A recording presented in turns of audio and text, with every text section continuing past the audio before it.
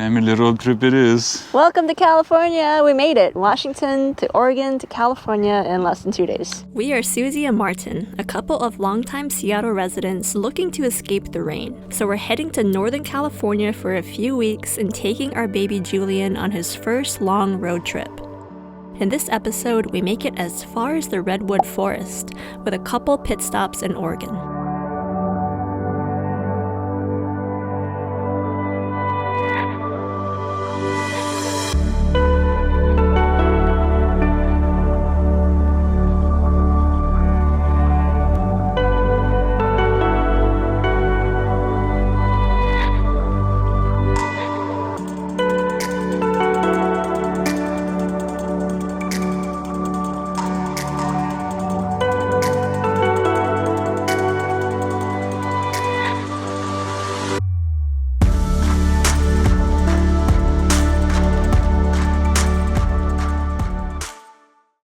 On day one, we depart Seattle with our fully loaded Jeep Grand Cherokee and drive 2.5 hours south to Vancouver, Washington. As the fourth largest city in the state, Vancouver also happens to have a great weekend farmers market, so we make a stop here to stretch our legs. Here we are in sunny and windy Vancouver, Washington. So we're here on a Saturday morning, or afternoon actually, and there's a farmer's market going on, so we're going to check it out and see what they've got. Here's a farm which also comes to Seattle in our neighborhood, Martinez. I buy from them all the time. You've got red bell peppers, $1 each. Hey, that's way cheaper than... That's a good price. Normally they sell like as much as gold per ounce. 75 cents for radishes. I look at this cauliflower. It's $2 a pound for cauliflower. You can eat well if you live in Washington State. This market keeps going. It goes this way to the left and to the right. So we're gonna keep cruising. And it's on the edge of a really nice park as well, which we'll go see after this. So we stepped off the market right into the park here. And the park looks just gorgeous right now in this season. We're gonna pick up a meat stick for the road. Sounds good. That'll be $9. That's gonna be our snack for the road. So we're about to take off from the market, get an oil change, and drive through half of Oregon. All right, guys, if you haven't met him, this is Julian, our almost 5-month-old baby, and he's going on our road trip with us. And so in order to break up the trip so that he's not sitting in his car seat all day, we do stop and have a little walk for ourselves and also put on the Ergo Baby carrier and give him a chance to kind of stretch his legs and look around and have a new experience. And so that keeps him from being too fussy and, yeah, hopefully makes the road trip experience better for both us and for him. Oh, baby. You had a good time at the market? What do you have to say about your adventure so far? He's a little camera shy. Uh-oh. After the farmer's market, we hop back onto Interstate 5, and within minutes, we cross over into Oregon State. We drive past Portland and through the beautiful Oregon countryside.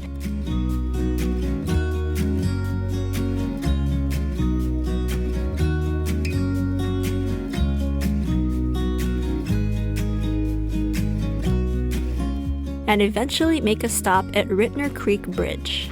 We've been driving through gorgeous countryside in Oregon, and we found one of those famous covered bridges that for some reason have been really trendy in the USA. It's kind of like a quaint blast from the past type of thing. I like that this. I guess you used to be able to drive over it, but now they've got little picnic benches here instead. Built in 1927, it was the last covered bridge on a state highway in Oregon. As a result, it is on the National Register of Historic Places. 20 minutes later, we arrive at our accommodations for the night in Philomath, just outside of Corvallis. All right, we're here at our first accommodations for this trip, which is an Airbnb in Oregon. Wow, it's like a cute little studio. Yeah, it's a loft. Yep. Right Wow, here is the farmland.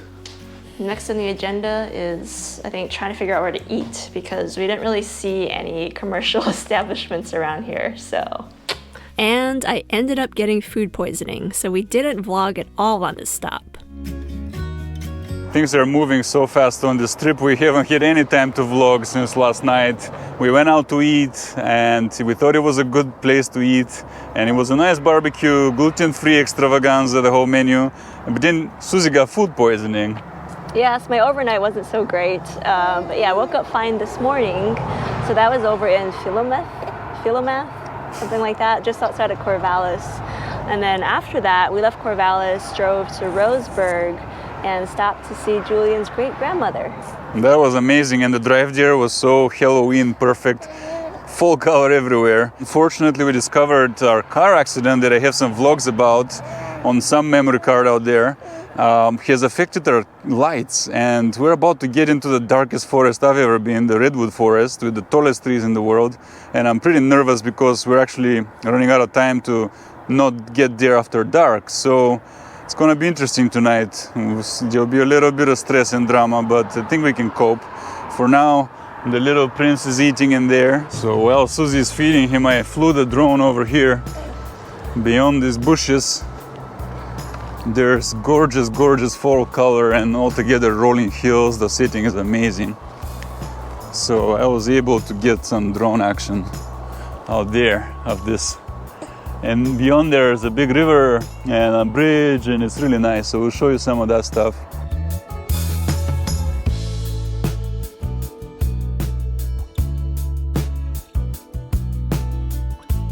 A few hours later, we check in from California.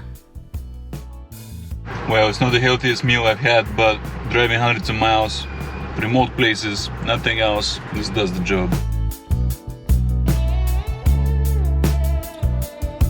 Well, the moment has come. It's almost the end of the day. We've been driving all day, the baby is crying, and we're running out of daylight, and our lights are a little damaged.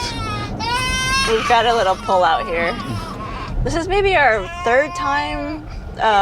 fourth time pulling over since we've left our grandma's house. Yeah. Which does slow down the whole drive, but you know, that's part of it. That's why we're gonna drive it in dark. He's smiling now. Yeah. He just missed us. He hasn't seen the face in a couple of hours. He's so happy He now. thought you were going to be sleeping. But yeah, this is important that we're finding for road trips, especially if he's like getting fussy. Usually he just needs a break and just wants to be held and be loved. Yes, baby. Sweetie. So yeah, we're here on the side of the road. Somewhere randomly, the Hoochie or Huchie Community Fellowship trees have gotten taller. Baby, we're in California. That's right. It's your new state. It's your second new state. Family road trip it is. Welcome to California. We made it. Washington to Oregon to California in less than 2 days. From Seattle, not just any part of Washington. So 2 days. 2 days of driving, we're in California. We'll be sleeping right in the feet of the Redwoods.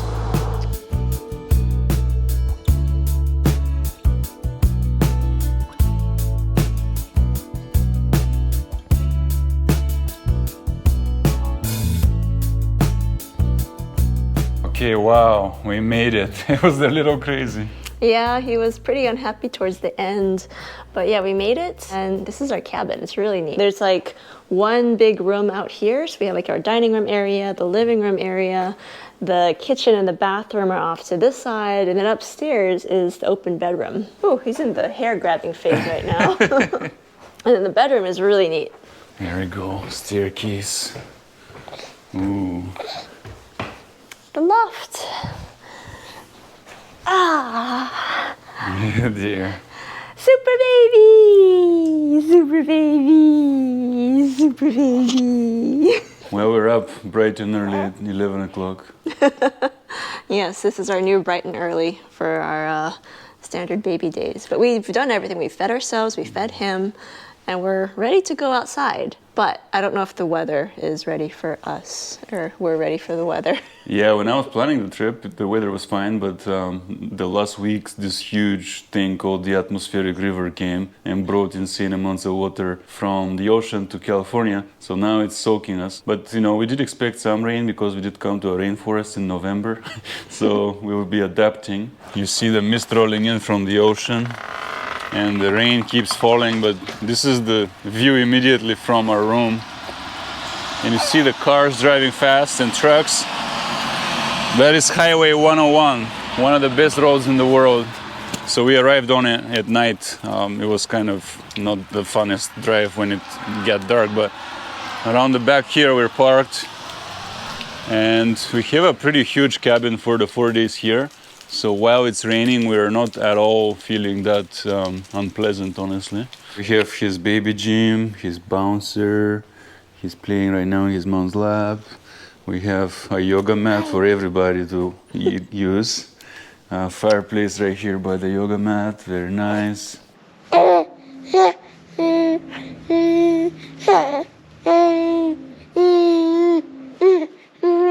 So we're actually going to drive to the next town over called Arcata, and in there we're going to look for rain gear and for better food to cook in here, and then start thinking how we can hike in the rain, because it will rain for 3 out of 4 days that we're here. Okay, we drove down a bit to a town called Arcata in Humboldt County to look for shoes, and the rain actually stopped. So we need some waterproof shoes and also some ponchos, because even though we have all that gear in Seattle, we were in such a rush trying to pack everything that we forgot a lot of our essential rain gear. So yeah, we came to this small town. It's actually a really nice little town, and we were able to find a running store and an outdoor store to get some of the gear that we need. They are pretty stocked for the rain and hiking gear because they are in a rainforest hiking paradise. I solved my problem. I got the perfect shoe, ultra long peak, waterproof, and it's exactly what I wanted and what I wear, and they hit my size, which is a miracle. Well, we finally made it to the forest at like 5 o'clock. It is still raining, but we're still out here. I feel a bit like Totoro right now. I've got this little gray carrier, got my umbrella, but yeah, we're gonna check out what we can today, make the most out of it, even though it's wet. First hike in the Redwoods, let's go. It sure is wet and dark in this forest. Look, Julian, your first redwood sequoias. We think. We're pretty sure those are. You see it? He's been super interested in his surroundings like over the past few days. So this is a good time for him to be coming out to the forest. He's looking up. Really into this umbrella right now. Just like, he's never seen an umbrella until right now. Wow. Very dinosauric looking. Yeah. I think they did shoot Jurassic Park around the corner here. I think by any definition this qualifies as a dark ass forest. Julian for scale. Yes. That's a 15-ish pound baby and a mammoth sequoia. He's basically smaller than the beginning of its root system that sticks out the ground. Does have Jurassic Park vibes around here. Yep. Oh, it's so romantic. There's like a little creek down below. Lots of water because of all this rain, I'm sure. And all these nice leaves. This is a really, really pretty spot. So obviously this amount of saturation by water is not that pleasant for humans, but being here when it is like this, it's really seeing the forest in its element, because it takes this much water to have it be this green. That's true. And right now that it's raining and all the water is running through all the little parts and creeks and corners of it, and it's like alive kind of, you know, it's really cool. Well, there's a big sequoia, I can recognize it here. Wow, yeah, that's a big one. Incredible, seriously incredible here. Here we go, we reached the epic clearing with a lot of mist, and we hear birds. Very cool place. Yeah, there's just a lot added by the mist and the moisture right now. I think if you came on a dry day, it would be more pleasant, but you wouldn't be as dramatic. Such an inspiring environment, so I'm thinking I am on my quest to retire from my job, and I need to make money quick so that I can be secure together with my family for the rest of our lives. And I'm thinking all these NFTs right now that people are talking about, which is totally a Ponzi scheme or whatever, they're all garbage cartoons pretty much. What if I take some amazing photos of nature and sell them as NFTs? Mushroom NFT collection, anyone? What a magical path. It's red from the trees with green carpet all around it and huge trees over it. And mist is rolling in the distance. It's like poetry, visual poetry. I don't know, this is what makes me excited, not so much going clubbing or something like that. We're approaching our cutoff time because it gets really dark really quickly here, but I think we just found the creek, which is cool. We don't leave in the middle of the trail without any kind of end objective. There it is. Yeah, to me on a day this full, this is a river. Yeah, this is a river, not a creek. But pretty. All right, well, very, very unfortunate that we have to turn back because it's so cool here, but we started so late because of the rain. Yeah, I'm just fortunate that we did get out to do a walk today because it was pouring so bad this morning and throughout most of the afternoon.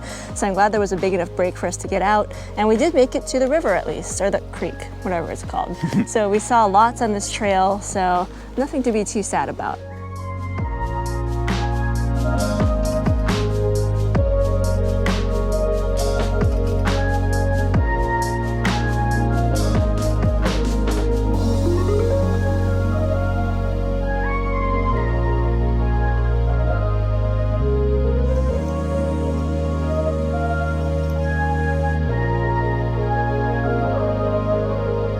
Running out and we're getting tired. Frankly, carrying him is not the easiest to hike. Wow, we just ran into a freshly fallen tree here. This is why it's no joke to come out into nature. Even just driving out here can be a little scary. We are Suzi and Martin, a couple of longtime Seattle residents looking to escape the rain. So we're heading to Northern California for a few weeks and taking our baby Julian on his first long road trip. On the previous episode, we drove from Seattle to California in less than 48 hours. In this episode, we marvel at giant sequoia trees at the Redwood National Park while exploring Fern Canyon, the Big Tree Trail, and more.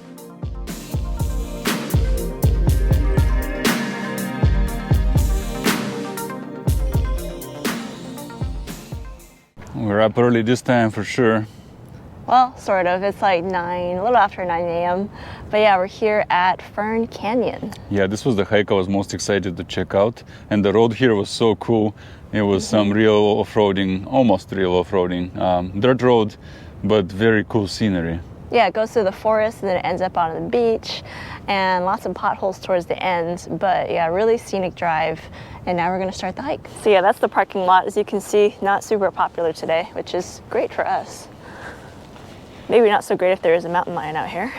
So it starts off in that little mud path and then all of a sudden it becomes very forested here. This is the legendary drought of California. So you know. This is in pretty big contrast to yesterday's hike, which was more orange and yellow, a lot more fall color. And here it's just green. There are tons of leaves on the ground, but they stayed green. They didn't turn very yellow or orange this time. We made it to the canyon portion of this hike, and it does remind us a lot of the Narrows so far over at Zion National Park. But this one is quite a bit different, but it's the same in that it's all water. The issue is we couldn't find waterproof shoes for Suzi, and we don't know how far she can go. And if I go on my own with Julian, there are cougars out here, and I don't want her alone with cougars either, so... But yeah, the other issue is that it's really cold. Like we're just standing here and we can feel how chilly it is. And Julian's only got one layer on and he's not moving his body very much. So we'll see. He's pretty fine. Yeah. He's warm, I can feel him. Okay. Yeah, it's deep. Yeah, I know. The best bet is probably over this log. With the wood it's okay. Right, but towards the end, at the end of the wood. Yeah, you end up falling. It's actually better off past the initial obstruction there.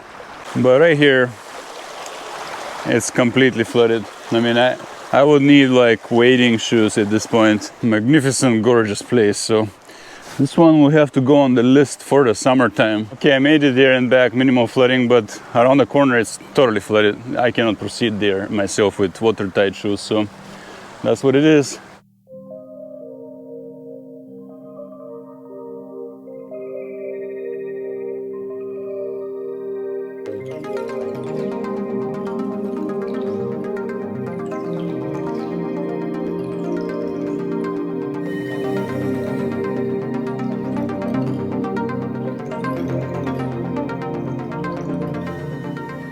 Okay, new development on the road that wasn't here when we came. Serious boulders, obviously very good we weren't here when they fell, but we need to pass somehow.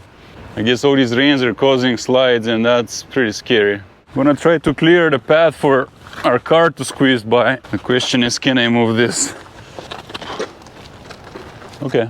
This is why it's no joke to come out into nature. Even just driving out here can be a little scary because yeah, that would have been terrifying if we'd been driving by and that rock would have hit us. Like, I don't know, that would have been game over in a lot of ways.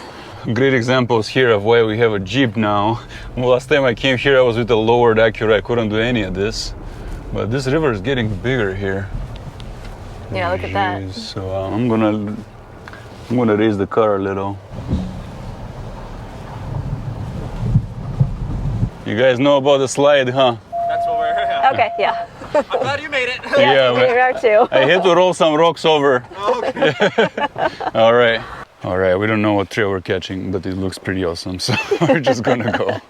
It's right next to the parking lot, and yeah, it looks pretty accessible actually. It's a nice bridge, and it goes around, winds around these giant trees. Yeah, it's pretty amazing. And a really, really pretty creek down there too.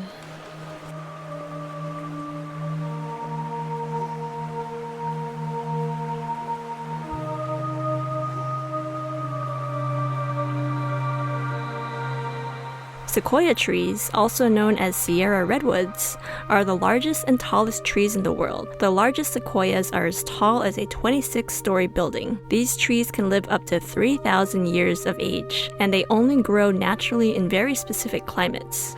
Julian is impressed. Right off the visitor center, it becomes crazy with such big trees. Big clusters of sequoias here, the most we've seen by far on this trip, and the most I've ever seen. Absolutely incredible, majestic tree here. It's incredible in this forest. I really like it here. This is the best trail so far that we've taken. It's called the Big Tree Trail.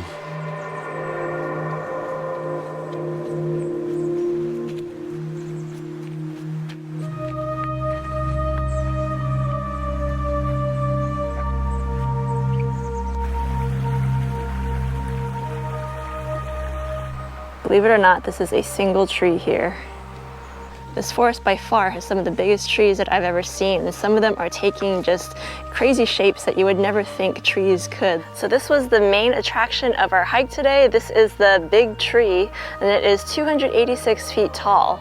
I am 5'3" to give you a reference point of just how tall this tree is, but it's also estimated to be about 1,500 years old.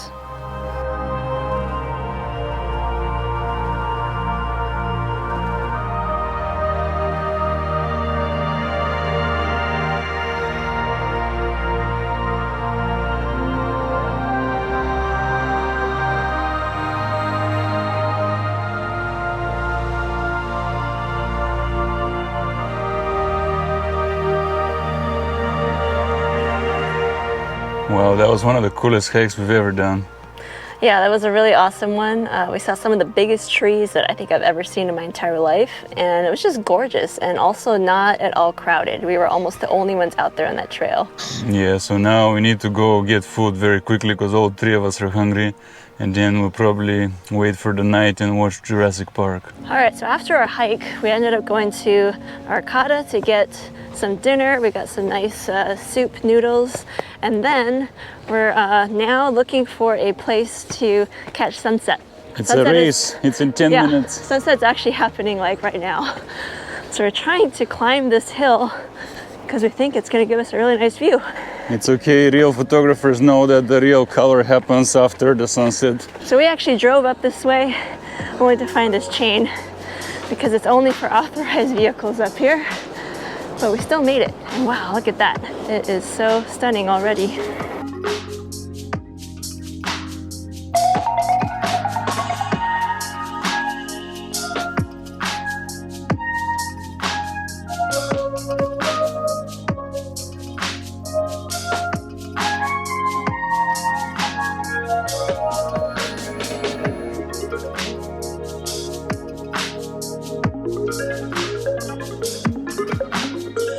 All right, well, we ran up this hill. It was actually kind of short, but it was definitely kind of a hill. And at the end, there's actually not much that we can see up here. The views were actually to be had as you're coming up the hill. So we did get some of those on the way up.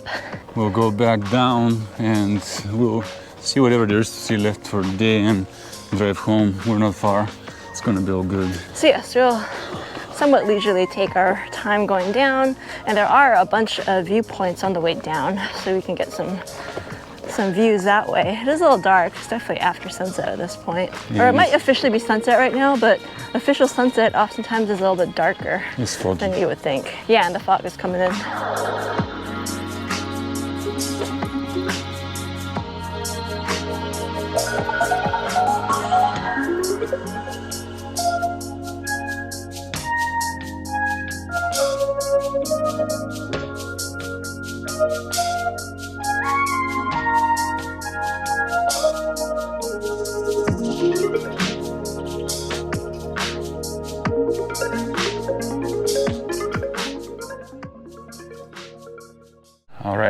Bright and early and out at 11 again.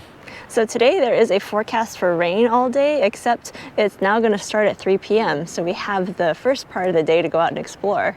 So we're here at Lady Bird Johnson Grove, which is named after Lady Bird Johnson. It was dedicated to her by President Nixon in 1968. Yeah, someone worked hard on this bridge. It looks like redwood. Yeah. Nice wood. It's painted, I think. So this part of the trail is relatively short. It's only about 1.5 miles, but you can actually extend it. You can go almost 3.5 miles, and that would actually take you to where we're staying. Our cabin is at the end of this trail.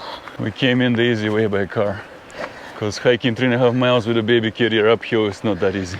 Easy, pleasant walk so far. We started seeing the big trees. Julian is impressed. This forest is quite a bit different from yesterday's, and that is partially because of the elevation. We're at a higher elevation. We drove up a little hill to get here. So yeah, the foliage is very, very different up here. There's a whole lot more deciduous around us.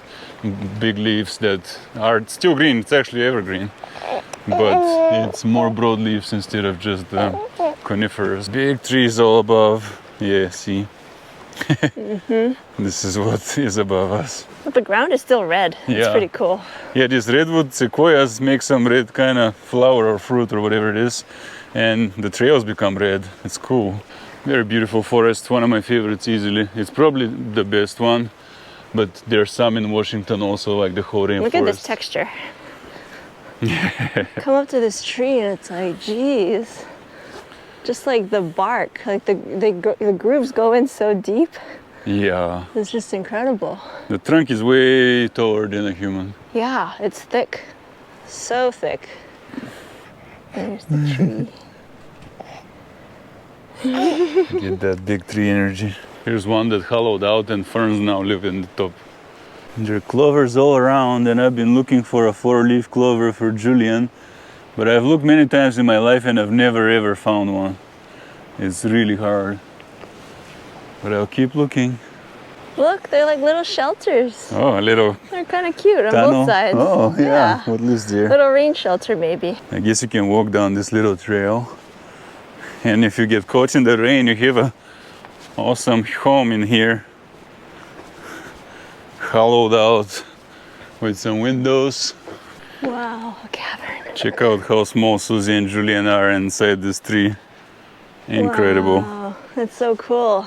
And it goes way into the sky where we can't even see the top. Yeah, huge. There's even a back door. You could totally make this like a little hobbit house. You're entering through the gate of the Elf Kingdom. And it's like they come here to shoot Star Wars and then make it fictional. And the nerds are like wild instead of coming out here and hiking the whole time. Look at this trunk, man. It's taller than you. Wow, And it's so muted. green. Look at it. Wow, there's so much moss on it. But yeah, it's tall. Look, I can't even get to the top of my fingers. Wow.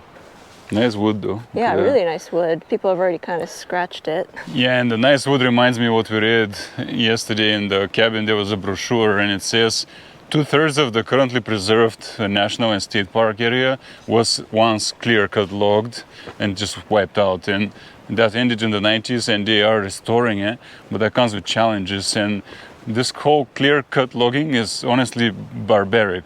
They destroy precious environment that so little in the world is left of. For a habitat to form, it takes millions of years for all the little organisms to create the symbiosis and to coexist and find resources in the same area at the same time. That takes so long, and if you clear cut, it will never come back again the way it was. So great effort is being made to do that here, and 1/3 of the forest was saved in its primal form. In the New World here, people stand a chance to preserve the habitats because it was colonized so much more recently than the Old World, where all the habitats were pretty much wiped out. You know, Europe used to have amazing forest, China used to have amazing forest, and much more beyond forest, but they're pretty much gone. And right now you cannot find a trace of what it was like in many parts of the world. And that's why it's so important that in the USA here, we actually make a special effort to preserve this treasure. And just to be clear, we're not hippies, we're not extremists. We just think that it's, you know, kind of a logical way to look at things because we love nature and we want to preserve it as best as we can for us and our children to enjoy. That's right. I don't want to see suburban subsections right here. You know, the whole cookie cutter, cul-de-sac, same, everything same, cheaply made. And that's what these trees were being used for. So it would be a shame, so let's keep it as it is. We saw a bear. We did, but we didn't have the right lens, so we had the GoPro. So here's what we could see. But it was really cute. I think like a little baby bear. No mama bear because we were in the car, luckily. So we just drove by and then it got scared and ran away, but it was really cute. That was a road up there on the hills. We did that, and now we're back where the highest concentration of old growth forest is. So we are right next to the road. You might be able to hear some of the cars going by, but we just parked on the side. There's a bunch of cars around here. And so we're just gonna take this trail, this Brown Creek Trail. Looks like there's, a short, easy walk, and then there's a longer walk. So we're gonna see how far we can get because in a couple of hours or less, we're expecting the rain to start. So we'll see how far we make it. We brought our ponchos, we have an umbrella, so we'll see. The trees might give us a little bit of cover from that, but we will walk for as long as we can. We also don't know how much patience Julian has for the carrier. Yesterday he ran out. This forest is already one of my favorite ever. I love this forest. It is Where we so were good. earlier, that Ladybird Grove, it is pretty, but it's different. It's just not as, I don't know, there's just something, this one feels wetter for sure. It's drier up top, Yeah. but because it's wetter, I think it just looks and feels cooler for some reason. It's got a cool vibe. It feels a lot more like that primal forest that you come here for, that you don't see almost anywhere else. We have a bit of it in northwestern Washington, but other than that, I've never seen anywhere in the world with this kind of forest. And actually today, because it's cloudier today, it's not so sunny. It's actually nice because the lighting is a lot more even, so it's going to make it a lot easier to shoot it. What do you think, Julian? Do you like the rainforest and the big tree energy? He feels that we're in a different place. Yeah. Wow. You want to jump in there? No. Yeah, no. I'm good, but for scale, right? Like, yeah, I could fit in there. It could be like my little cave shelter. Yeah, let's see. Really dark indeed. Yeah, here's like just the base of the trunk is way bigger than Suzi. Oh my God, I have to be on my toes to touch just this part right here. Yeah, and so tiny, and there's the actual tree here. Wow. Way into the sky. Incredible. Yeah, and they're everywhere. They're all around us. It really feels like a magical kingdom here from fantasy, not reality, because just around every corner your eyes are popping out. It's mesmerizing. Look at the kind of stuff you see. Giant trees, ferns everywhere. It's so green. Soon there'll be a troll around the corner. Hello. Hi, how's it going? So you can see how at the time these folk tales and fairy tales were written, something like 1,000 years ago in Europe, they were inspired by such forests that were since cut down. Famously in the late Middle Ages, Europe was basically terraformed. Forests were cleared, bogs were dried, and all that stuff. And so very little of this land remains in the world where it's untouched, and you see primal nature just like it was before humanity altered the whole planet. So check this out. There's an immense tree fallen here, lying down horizontally. Many things are growing off it. And then you come around, you see the bottom of it, what the roots used to look like, almost the trunk here. And then from it right here, a whole nother tree is growing on top of it. And then it goes up and up and up in there. So you have trees growing on top of trees, many. It's just crazy. This whole rainforest phenomenon is pretty rare, but even more rare is the temperate rainforest, which we have here on the US West Coast and in Canada too. Some of it exists, I think, in South America too, near Patagonia, but there's not much of it. Most of rainforest, this tropical rainforest, is very different. So this is very, very special. Wow, we just ran into a freshly fallen tree here. See all the recently broken stuff, foliage, branches, and it's right over the trail. This is fresh. Yeah, wow. It fell just now or days ago, I don't know. Incredible. So yeah, I'm standing on it. Oh my God, you look at how far it goes. That's that how was the far base. Yeah, way down there. The base. Unbelievable. So here somewhere the top broke, fell that way or something. I don't even know. I gotta make my way down from it. And here is a big mess of its branches, so it's quite hard to walk through. I have to be very careful with Julian on me. That was quite the experience. Here's Suzi standing on it, see the scale? She's tiny. Looks like a bridge to some immense trees over a gorgeous creek. Well, that's actually the bottom of the roots of a fallen tree. And it's immense. It is so big. And it's entirely covered with ferns now. It's become an environment, basically. Wow, there's so many of them. Like that. And I am so small compared to it. I think on some level he knows something pretty special is happening. And there he goes. And I think that on some level it will remain with him for the rest of his life. If so early in life he's being impressed with this kind of place. Since he came out the root system. This one is commemorated. Wow, you gotta go under it. I got a duck walk with a baby. What? I mean, Are we supposed to? We can backtrack. Because I gotta get all in the mud with him. Yeah, that's kind of low. I couldn't do it. Yeah, this Okay. is what we're looking at here. But there's a way out. So this is a loop, so we're fine. Well, there's a lot more hiking to be done here. You can hike for days, but the day is running out and we're getting tired. Frankly, carrying him is not the easiest to hike. Today was epic wind because we got a full day of hiking. We thought it was going to be a rainy day. So this is our third day of hiking, almost full day of hiking again. And we're thinking we're almost exhausting this part of the park, but there are actually more areas that we cannot do with the baby because they're steep. One of them is called Lost Man, the other one is near a creek again, but it's like uphill. And so probably for 5 days you can exhaust this whole part around Auric, but that's not even the whole park because there's a whole other northern part near Klamath and Crescent City. So we're going to do a whole nother vacation there eventually, and it will be fresh anew again. Yeah, the park is just that big where you can chunk it up, and I think you probably should because there was a lot to do down here. So if you only had 5 days for the entire park, maybe without a baby you could make it happen. But definitely with a baby we have had to go a lot slower. So it's a little bit harder to cover as much ground, but I think we still did a pretty good job. Is this America? It's America. Look what you got in America. The wine tasting has begun. It's like juice. The only problem is this is like 15% alcohol, so I gotta stop. Yeah, the other problem is you're driving because I've had 9 cups of wine. That's fine, I'm done. We are Suzi and Martin, a couple of longtime Seattle residents looking to escape the rain. So we're heading to Northern California for a few weeks and taking our baby Julian on his first long road trip.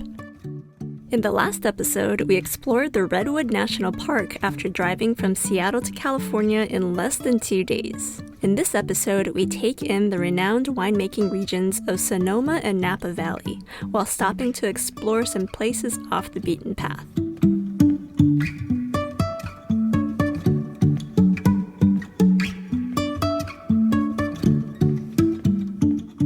Alright, well, we drove for about 4 hours. We made a couple of stops for Julian, but we finally arrived at our destination, so we're going to check out our accommodations for the night. Oh, there you go. Big smile. Oh, it's perfect. It's like a little studio. Yeah, it's really cute. We've got a little loungy space, we've got a TV, a little fireplace, nice kitchen, and nice big open bedroom, and bathroom. Ooh, with a fancy toilet. I had to book a little bit out of town in Santa Rosa because this was the only place with a kitchen, and I didn't even know, but there's a washer and dryer too, so it's actually quite perfect for family travel. Long day already. It's now the end of the day. We actually thought that we had an additional night in the Redwoods, but we didn't. So we actually had to leave a day early, but it's actually fine because the weather was terrible. Exactly, yeah. So there was so much rain, we were getting soaked just loading the car, and we just departed and drove for a long time, more than 3 hours, 4 hours and a half, through lots of forest and into another kind of habitat here. We're now in Santa Rosa, which is a gorgeous countryside, and check out what's next to us now. A giant Yesterday cactus. we saw giant trees. Today, giant cactus. Look at how big this thing is. This is huge. California has everything, and this was part of the plan. We were never going to stay entirely in the Redwoods. We didn't leave because of the weather, but it came together nicely because now here it's 70 degrees and sunny, and it's completely different. We got a suite room, and we're doing a sunset walk. Driving into here, I was observing at what point Does it stop being like pine green forest entirely and becomes more southern? I think that transition happens right around the Mendocino National Forest. It looks like the Northwest until just around Mendocino. There was actually a lot of rain, which is kind of ironic because we keep hearing about this California drought, but apparently we're here during rainy season or when the rains have come back. Legendary drought, it's like a torrential downpour in reality. It's been so wet. It was so wet in the rain or the Redwoods. But this happened just about a week before we left. It wasn't the case. Know, like yeah. coming We brought in. the rain with us. Yes, from the Northwest. Julian once again is exploring a new environment.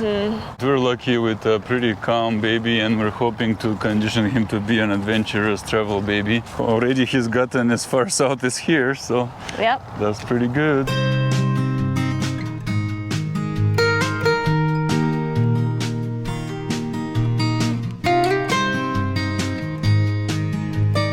Hello, good morning, good afternoon. It is the next day here in Sonoma, and we tried to visit a winery, but it ended up being that you needed to have reservations to do wine tasting and to actually go into the winery. So we decided to come to the coast instead, which is about maybe a half-hour drive from where we were staying in Santa Rosa. But yeah, this coast is just amazing. This is our first stop here.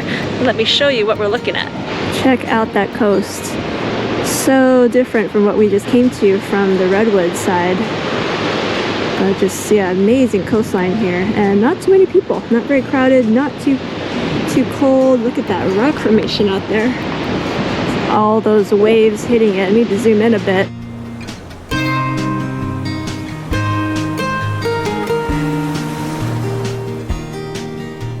Well, we got chilly on the coast and it was gray, and we noticed something that sounds a lot better. A warm Russian restaurant of all things right here on the coast in California. It's called Russian House Number 1, and we drove by it on the way out. We were like, we need to stop here on the way back, so that's why we're here. And I'm not Russian, but I do love Russian food. You're close enough. Let's go. He's decked out in his little outfit. So it's interesting, it says just help yourself and pay as much as you think is okay. So we'll do that. Some kind of soup, it seems. Hi, baby. Here we go. Now it's more Russian with a lot of sour cream. That's nice. I'm not sure what's in it. But most importantly, the dark bread with butter is my favorite. Russian bread is the best. So much better than any other bread. Julian is out finally playing. This is the Russian River, so the restaurant is very well situated here. We have Baba Yaga's house on chicken legs here, and a teapot, very Russian teapot. Samovar maybe it's called, if I know correctly. We have the flag of Mother Russia here, and I'm not from Russia, but Russia is mother to all. Right here, nice communist signage, the old days throwback. After eating our meal, we wanted to find out more about the restaurant, so I headed back into the kitchen to talk to Lilia, the chef. The owners, Polina, Tatiana, and Tatiana Ginsburg, the best human being in the world, they all had a vision to create a spiritual, cultural, and internal-external development center. And I'm not exactly too sure how this vision came about. I think it involved Burning Man and maybe some LSD, I'm not too sure. Apparently there's some volunteers that can come and work here, and they actually have lodging or accommodations. It's compact and tiny, but for people who are just like coming through and don't want to drive 4 hours back, 2 hours back. Oh, it's nice. As you can see, Russian House Number 1 isn't just a restaurant. In fact, the menu is completely up in the air, and you pay whatever you think is fair. But the real point is to feed your body with more than food. There are puzzles scattered throughout the room and little conversation starters. And in the back, there's even a meditation room. Russian House Number 1, was that at all what you were expecting? I didn't have any expectations for this day at all. Today was unplanned. Right now there are cows up on the hill. But it reminds me that you just never know. You know, you go and you explore, and if you keep an open mind, you'll get into interesting things. Right now, we have not planned anything. We came into California with a completely open slate, clean slate, and day by day, we're simply seeing what's out there. The state is so giant, there's so much here, so diverse, that you can get into things every single day. And we don't need to plan, honestly. We have enough of a travel style that accommodates for that. All that we know is we have a few rooms booked around the state, but that's about it. The only thing we need to plan, it turns out, is visiting a winery. We have to make reservations for that. So that's the only thing. After a full day of adventuring, we're back here in our little cottage, and here's what we're up to. So I've been secretly learning to cook off camera because no one can film me when Suzi is watching Julian.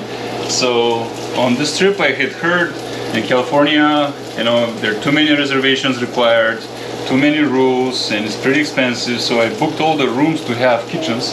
So now I'm cooking cacio e pepe and asparagus here in Sonoma. It should be nice. And if you're curious, here's how the room actually looks once we've settled in. It ends up being a little tight just because we have so much stuff. We've got, you know, Julian's bed here, he's in his bouncer. A lot of the stuff is his stuff right here, actually. He's got his little play gym right next to the fireplace.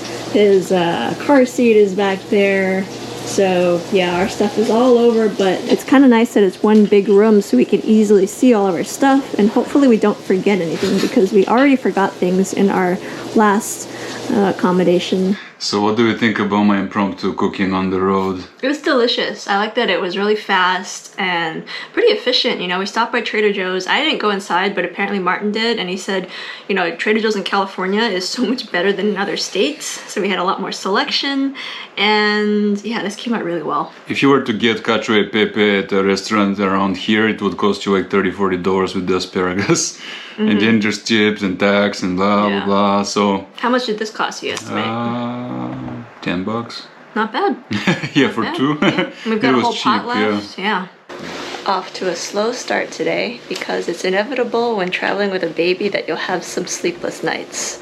And nobody got a lot of sleep last night. I think it was because we had some black tea that went into the milk, but it's a theory. But it was immediately after that he had hard time sleeping, and that meant we didn't sleep much. For context, I've been pretty much caffeine free for almost a year now. So yeah, it was, that also maybe was why I had a hard time sleeping. But yeah, none of us got sleep last night very well, so we're gonna take it easy today. How you doing, baby? I just woke up from a nap. Somehow this accommodation has flies that get in, and it's understandable because we're surrounded by farmlands. But Martin's killed like 3 of them, and now there's a 4th one. Deer. I Yeah? think I whacked a deer. There. That's the last job. of it. Hopefully. I've never seen anybody kill flies with a paper towel roll. It's always been a fly swatter, but we don't have a fly swatter, so he's improvising. Well, we finished our giant lunch. That was much bigger than we were expecting. We thought it'd be like little falafel sandwiches, but then the lamb shank really drew us in, and now we're really full and actually pretty sleepy. Yeah, and we only slept like 3 hours, 4 hours each or something. So I'm a little jealous of Julian right here. Look at him. But yeah, we drove a little bit outside of town. It got really agricultural very quickly and kind of drove by some wineries. They all require reservations out here, so it's been a little tough trying to get into places. But we found a park, I think it's called Spring Lake here, and it costs $7 to enter. All the parks in California so far are very expensive. In the Northwest, we have so many parks that are completely free, but then state parks and so on cost $25 for all of them for the year. And here in California, it seems like every park of decent size costs like $7. And we asked them for the yearly fee, and they said it's something like $60 for county parks for Sonoma and $150 for state parks, which is nuts. Yeah, it's expensive. I mean, freaking America the Beautiful, for every national park in the country, it's $80. So California is charging twice more for the state parks than the whole of the USA is charging for the national parks. Yeah, it's kind of ridiculous. They fleece you in this state. I think I see the lake actually. It's very muddy. We have better lakes. Sorry, California. And we have thousands of them. Yeah. That is one of the muddiest lakes I think I've ever seen. I think this is what you call in geography a muddy ass lake. We're trying to find out how this place can be so muddy, and I think I have a theory. A mud typhoon came through and covered everything in mud. My real theory is that probably the drought vaporized a lot of the water, so the mud was revealed and just kind of spread around. I don't know. This tree here is particularly covered by the mud typhoon. And here the trunk, like 5 feet up, is covered in mud. It looks like in the video games when you find like a cursed land and everything's all messed up and tarnished, and this is what it looks like. So we asked somebody and they told us this mud is because 2 weeks ago when this whole atmospheric river came, the lake rose 6 feet in elevation and this mud was dragged out. This right here is a good spot to kind of demonstrate just how like widespread it is, because the path is clear, but on both sides of the path you can see so much mud. It's just nuts. And you can see, especially from here, it kind of dips down a little bit, so it got really high at this point. I don't know where all that water went, but man. You see they got 10 inches of rain and the lake rose 6 feet. That's insane. So we emerged from the mud pit, and up here it's quite nice, green and lush and beautiful. It was actually a pretty steep hill, but yeah, it's really pretty. A lot more green grass everywhere, and actually some houses just down that way. And the path continues, so we'll see where it goes. We're noticing this other lake on the other side is a nicer color, and we've noticed many birds in this area. So Julian's been in the stroller for this entire walk, but we decided since he just ate, he needs to burp anyway, so we took him out so he could enjoy the view and stretch his legs a little bit. Yeah? Yeah? No, he flipped it around. Oh, baby.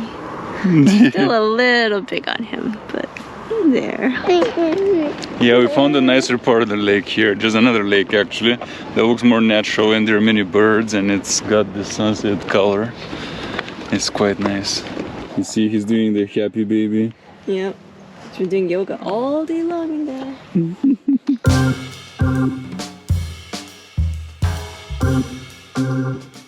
We drove out to a nearby winery, so we're gonna check it out and see what they've got. I'm gonna guess they have wine and I'm gonna enjoy it.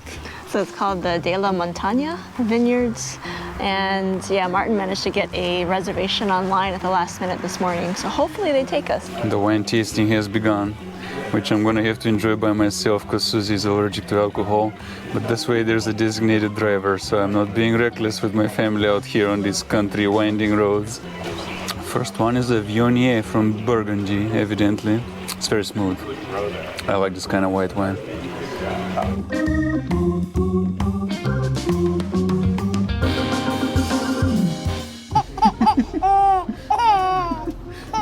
You know that you can't stand yet.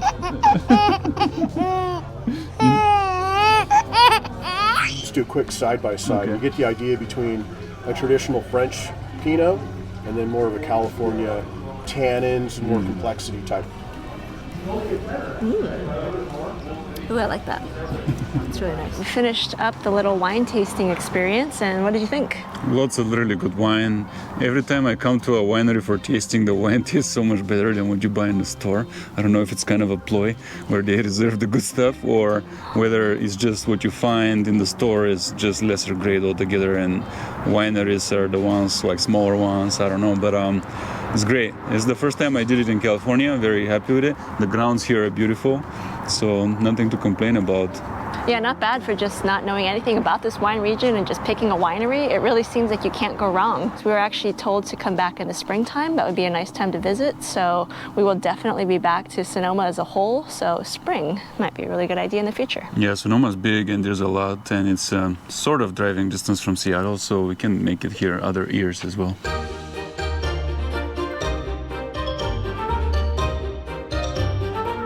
We teleported ourselves to Europe, and there's a castle behind us, which is exciting because I am from Europe and I grew up with a castle view right from my grandma's house, and castles are one of my favorite things in the world. So we're here to do some wine tasting, or he is here to do some wine tasting. And I have to taste for two because they won't let you into the castle unless you pay for tasting. So Suzi cannot drink, but that way we actually get to drive out of here. No strollers, so we had to do some adapting. We're carrying instead. Yes. He gets a big hug. Suzi's giving hugs and making muscles. Heck yeah. And we can climb up the stairs this way. Still unknown whether Ivor the boneless was really boneless and whether he needed to be carried. We got seated into a courtyard, very Tuscan looking environment, and reminds us of our honeymoon in Tuscany. But this winery is choose your own adventure style. You choose which wines you want. And since I have to drink for two, I can choose 12 of them. This is a Chardonnay, which I wanted to see how they do here in Napa. Because you always hear Napa, but it's a different story when you're here instead of buying a bottle from the grocery store. I like it, it's quite fresh. Okay, round two, I have some Gewürztraminer, and let's try what that is like. I like the aftertaste, it almost tastes a little bit like Muscat, like the fruity taste is in the aftertaste. Things are getting a little hectic here. I'm still drinking the Sangiovese, and they're bringing me Zinfandel already. But one thing to say about the Sangio is that it is very acidic, and for that reason, it is best enjoyed with Italian pasta, which tends to be oily and creamy and so on. That way, you know, you have acid and oil, and the two balance out. On its own, it's probably a harder wine to drink. And that's the thing about, especially Mediterranean style of food and wine, and just the way they do things there. They drink with the alcohol and the drinks. They eat with the alcohol and the drinks, and that is how they're meant to be consumed. That's one thing that is, there's a tradition around it, and they sit down for a long time and just goes on, and the drinks are matched up with the food, and that's how it goes. It's like a grape juice, like with honey added to it. It's so good. It's like juice. The only problem is this is like 15% alcohol, so I gotta stop. Yeah, the other problem is you're driving, because I've had 9 cups of wine. That's fine, I'm done. So what's interesting is this is the same kind of wine I started with, the Gewürztraminer, but this one has been turned into a dessert wine, so I'm quite curious what the difference is here. And I can taste the similarity and the difference, and this is far better than the last one. Wow, this tastes amazing. All right, now that I'm nice and tipsy, we can go tour the castle. But let's begin in this room, which looks fantastic. Welcome to the great dining room. So I heard the tour guide earlier, she said that it took them over 2 years just to paint this entire room, which I can see why, because yeah, you have not only the walls, but you have the ceiling. It's just incredible. Yeah, it looks like old Europe and the exquisite part of it. Here looks like they're depicting an epic battle, which is a must in a grand dining room. We're heading over the tower where they have some kind of sieging equipment, or rather anti-sieging. It's like not a trebuchet, maybe a trebuchet. It looks also like it would fire the wrong way. If this would fire from here, it would fire right onto the castle. Walking through this castle is pretty impressive, and it really has me thinking how long it took to be built and what kind of conveniences they had in the modern day to build it compared to back in the day when real castles were built. And this is pretty real, you know. I think it would serve its purpose back in the Middle Ages when there were enemies trying to siege you. But I wonder in the modern day how much it costs to build a castle, how long it takes, what is easier for you as a modern builder. Here there's a chair for the watchman, the right kind of window so you don't have too much of an opening to get shot in the face with an arrow. Outside the fields look quite like the fields of Tuscany. So yeah, it's very believable. Is this America? It's America. Look what you got in America.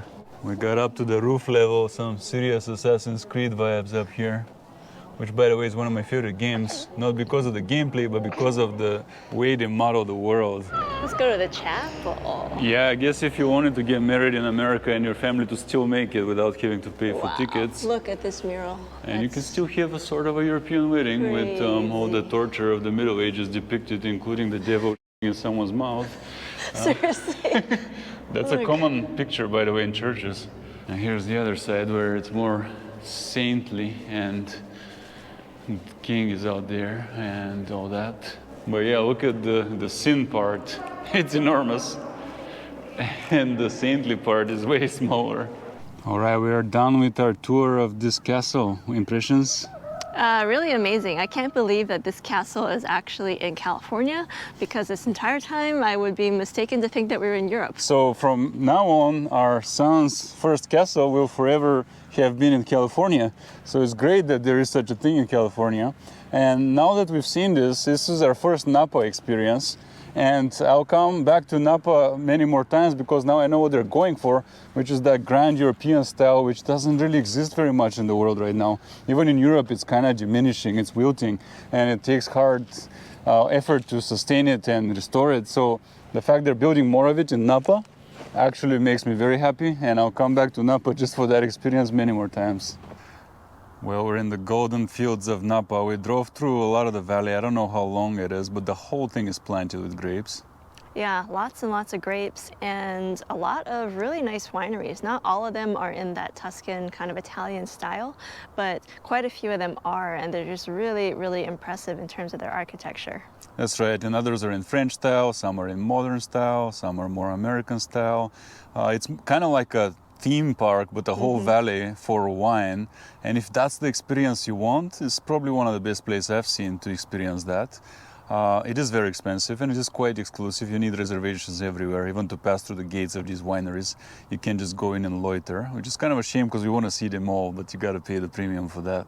Yeah, so I would say that they really do that lifestyle well here. They have like the ambiance. It's not just the wine and the grapevines, but the buildings are just really cool, as well as just the overall atmosphere once you do walk inside of them. With that said, how is the wine? Well, in the one we stopped at with the castle, I thought that you pay more so for the castle than for the wine quality itself, because the tasting was more expensive than I tried in other places, while the wine actually wasn't as good as the one I had in Sonoma the other day.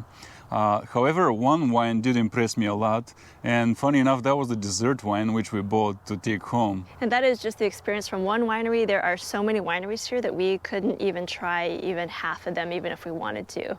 So it is hard to come up with a general opinion for the entire valley, but yeah, it does make you wonder about, they spend a lot for the architecture and the ambiance, so maybe the wine quality isn't necessarily as good, but it's hard to say. Well, we'll find out, because I think we'll be coming back a lot. I really like the vibe here in particular, and it's the closest thing to Europe. Being from Europe, I get nostalgic because of all the problems right now in the world. I haven't been back to Europe in 3 years, and I really wanted a piece of it. And here I actually get a taste of that. It's a very nice feeling. All right, goodbye, beautiful little garden house. This was a real treat. It's a little rainy today, but that's okay because we're heading somewhere where we should not get any rain. Rain should be over for this trip. Yeah, I can only say good things about this lodging. We did not film it extensively because the host does live here. We were in a guest house privately, but the grounds are 3 acres and they're shared with them. So I don't know if it's okay with them, but great place. Little creek runs through it. You get skylights and views of the garden, gated. It's just sweet, and dozens of trees. Yeah, highly recommended. You found this on Vacasa? Expedia, but it ported me through Vacasa. Yeah, it was a total win. Really great kitchen. But yeah, now we are headed to our next destination. Strolling into a Monarch Butterfly sanctuary. This is the most seals I've ever seen on the beach before. Right there, the entire thing is full of sea lions. Oh, I see an otter. Otter. Right there's an otter. We are Suzi and Martin, a couple of longtime Seattle residents looking to escape the rain. So we're heading to Northern California for a few weeks and taking our baby Julian on his first long road trip. In the previous episodes, we drove from Seattle to California, explored the Redwood National Park, and sipped our way through wine country in Sonoma and Napa Valley. Now we've arrived at our new home on the road for the next 2 weeks, Pacific Grove, a coastal city in Monterey County, California.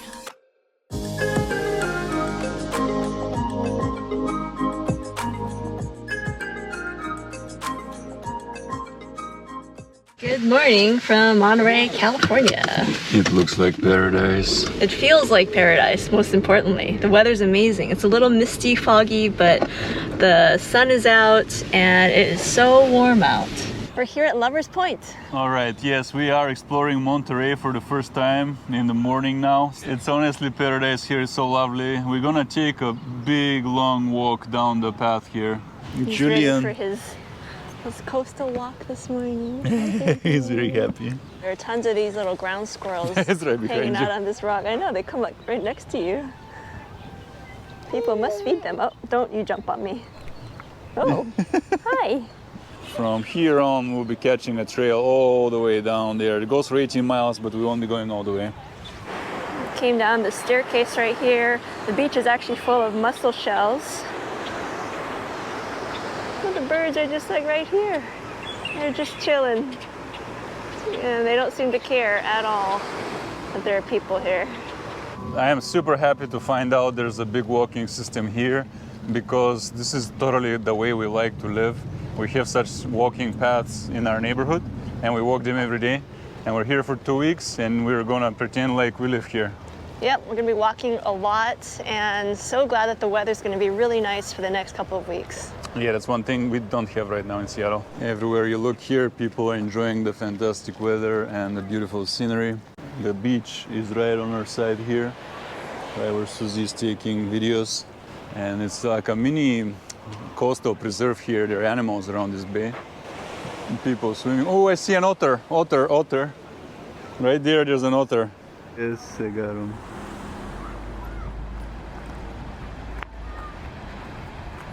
All right, that was so cool. Our first sea otter with a zoom lens on video. We have been looking for otters for a long time. We've only seen them like 10 years ago in Canada, and we only had still shot cameras back then. That's right, that was really cool. They are so cute when you're seeing them up close. And yeah, our zoom lens that we have is just barely long enough to get it. So I'm glad we brought it with us. The reason we brought it are these otters. Yeah, for otters specifically. Yes. This is the most seals I've ever seen on the beach before. So we were just walking by and we were like, oh look, a seal. Oh, there's 2 seals. Oh, never mind, there's like dozens of them. Well, it is moments like this that we have the big zoom for. I have heard a long time that there's lots of wildlife in Monterey, so that's why we brought it. But I never knew how much actually, because you just go down the street. Yeah, we just started our walk and we keep having to pause because we keep seeing cool things. We've already seen otters, we've seen tons of birds. Now we saw tons and tons of seals. It's like a colony of big ones. Yeah, it was so cool. Very fun, very fun.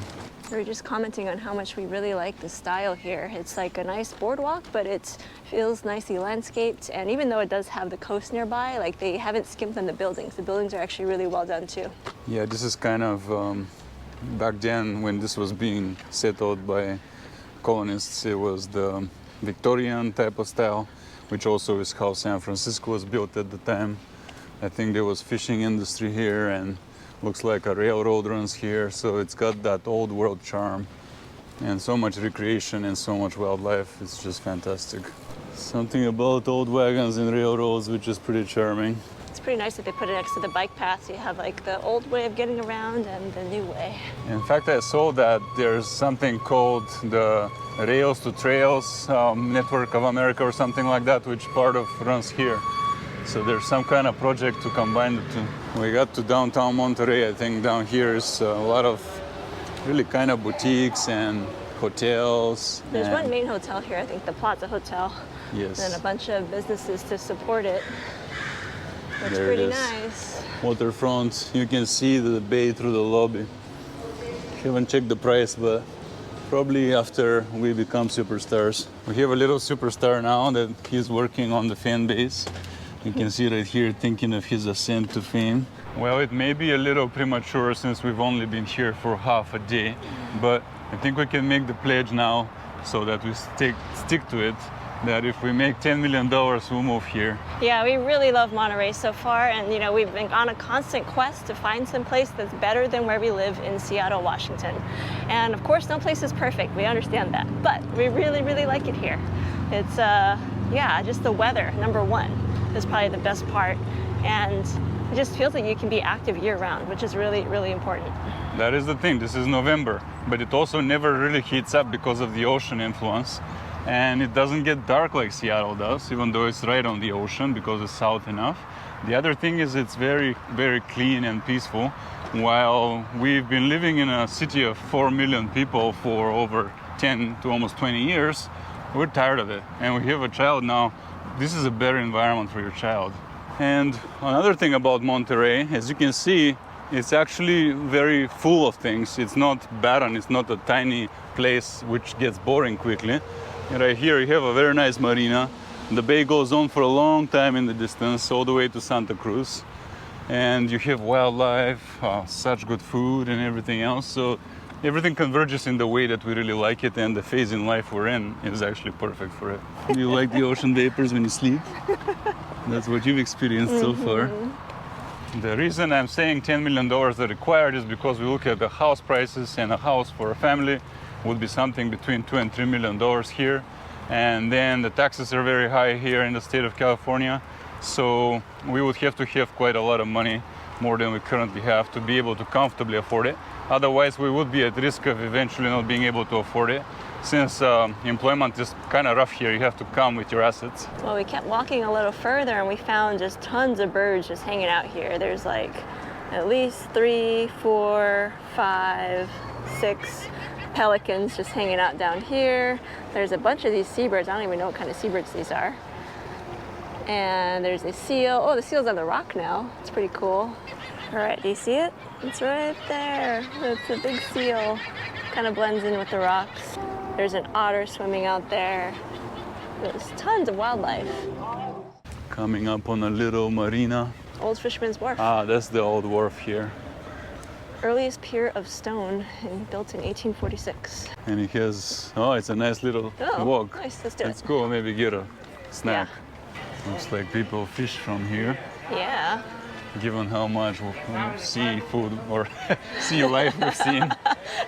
Sea life and potential seafood, yes. Wow, just candy. There's been like 3 candy shops. Yeah. We just walked in. Old Fisherman's Grotto. Milkshakes could get me one of those days. Monterey Bay Creamery. Oh, ice cream. So it's all just food. There's a lot of sugar here. Oh, there's sandwiches though. Maybe we get a sandwich here. Well, this path is so great. We could go all day, honestly.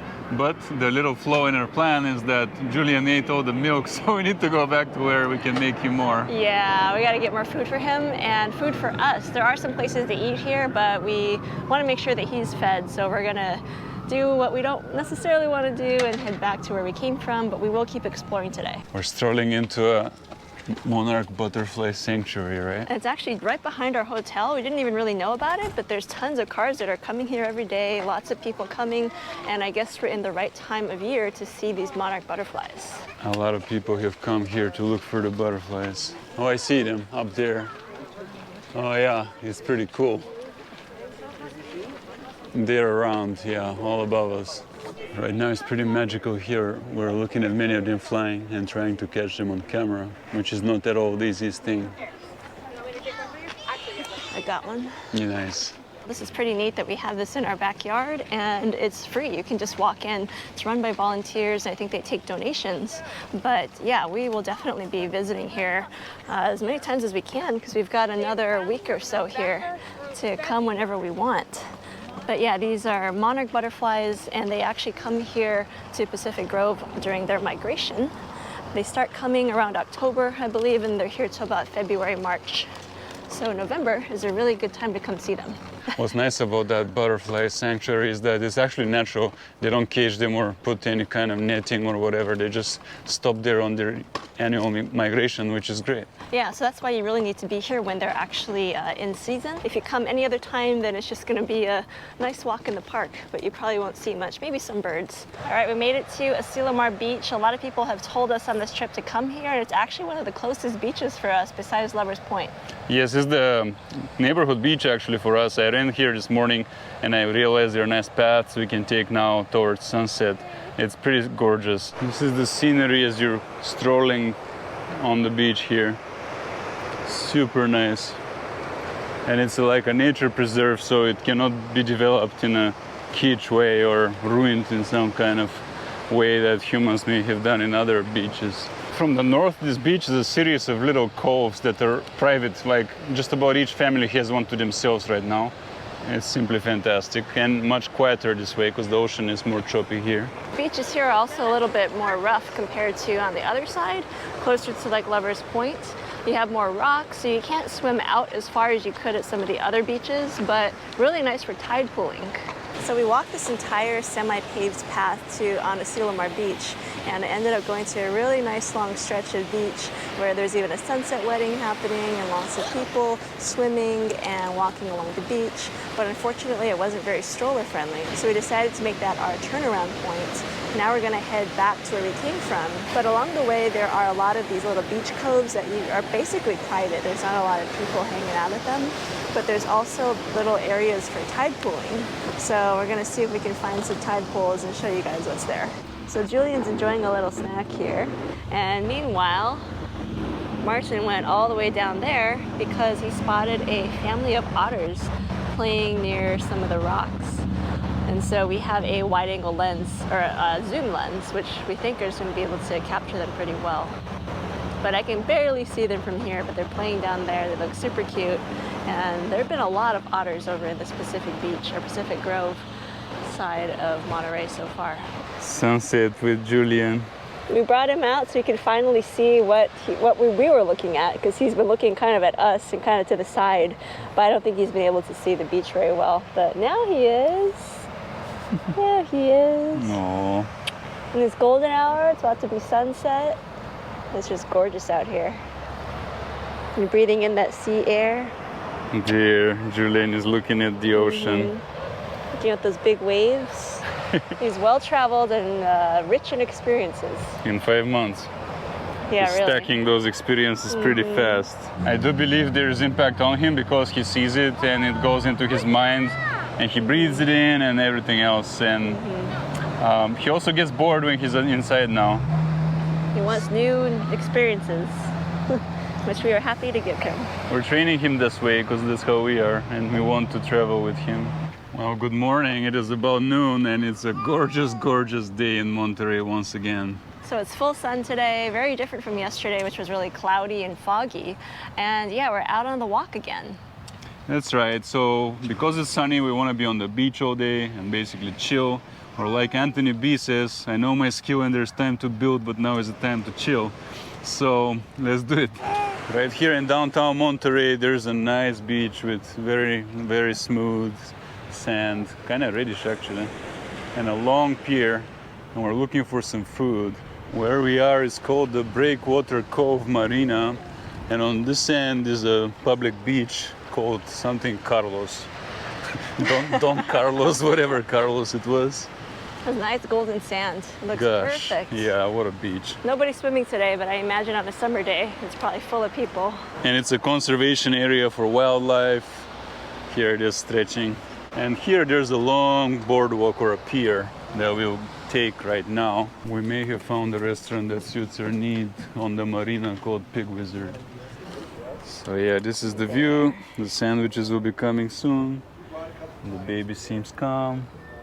The day is going well. Well, this Pig Wizard really knows what he's doing, because what I just had was pretty much a perfect sandwich. The bread was delicious and crispy, yet soft to chew through. And the porchetta itself was locally made, juicy. Inside was well seasoned with basil and some other things. 5 out of 5 for me on a sandwich. All right, now that we have some calories in the tank, we're trying to see what's at the end of this pier and see who's doing all that barking. Hopefully there's access, because some of it is off limits. Yeah, so one side of it is, pretty heavily fenced off, and then the other side, there is a fence that's a lot shorter. Smells like sea lion, B.O. Oh, there's a hell of a lot of sea lions. Tons of them they're way there. Oh, that's Yeah, they're cool. playing in the water. Oh. Hell yeah.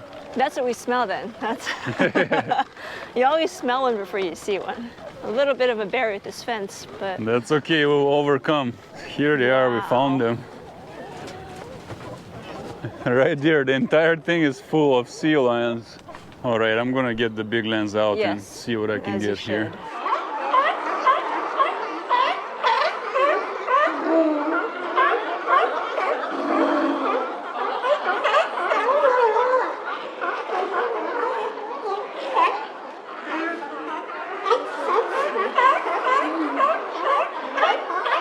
Well, that was an awesome yet smelly experience. Smelly and not easy to shoot, honestly, but very cool. That's definitely the closest I've ever been to a sea lion, and yeah, that's pretty amazing. Yeah. It paid off coming out to the pier. I can't get enough of this Oh, color there's a here. bird just hanging out there. Yeah, a bird is standing on debris. It's pretty interesting. Now we're back on the beach, which looks just as amazing as before, if not more. So good. This is downtown. This could be your environment if you lived here. Continuing our leisurely day in the park, and we found some really nice bars which we dearly miss where we live. And so we're doing our stretches now, repairing damage from holding the baby. This is after pregnancy and So terrible. I used to be with Jatan. postpartum. So you see, our baby did come at a cost to our bodies and our finances, but he's worth it completely. It's worth it. You can always, work on getting back in shape, right? Yeah, we're doing that now that we're on a vacation, and hopefully we continue. But vacation is something we always try to use for being healthier. Yeah, especially with this weather. It's just so inspiring to be outside. You get the nice vitamin D and you get energized. We've both been taking turns going for runs or walks in the morning by ourselves, which has been good for physical and mental health. Exactly. It's really needed because we've been trapped in the house with the baby for months, working remotely and all this stuff. So This was so good for us coming here to Monterey. So it is hiking with the little baby. Hello. We are Suzi and Martin, a couple of longtime Seattle residents looking to escape the rain. So we're heading to Northern California for a few weeks and taking our baby Julian on his first long road trip. In this episode, we explore Big Sur, a rugged stretch of coastline on California's central coast. State Route 1 runs through Big Sur, and it's known as a super narrow road that hugs the edge of seaside cliffs. Between that and the winding turns, driving this road is not for the faint of heart, but it's an experience in itself.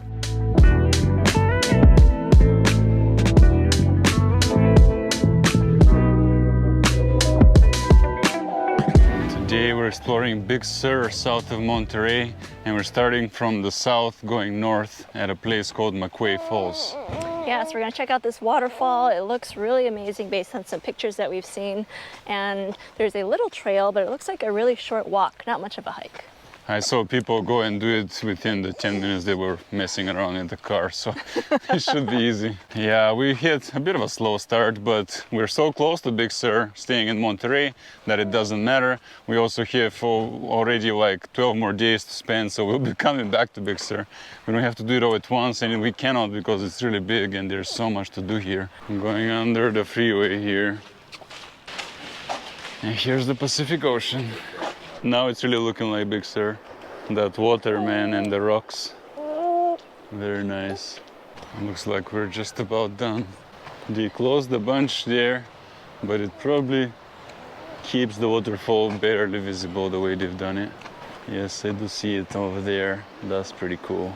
Unfortunately, this is just the wrong time of day. It's 1:00 p.m. Yeah, the angle is such that the waterfall is completely shaded while the beach itself is super bright, so you cannot take a good shot. But that's okay because we'll be coming back, and all the shots that we cannot take today we'll be saving for another time when we'll time it so we're here near sunset. Well, we didn't vlog it, but we did end up returning to Mcquay Falls at sunset, and it was stunning.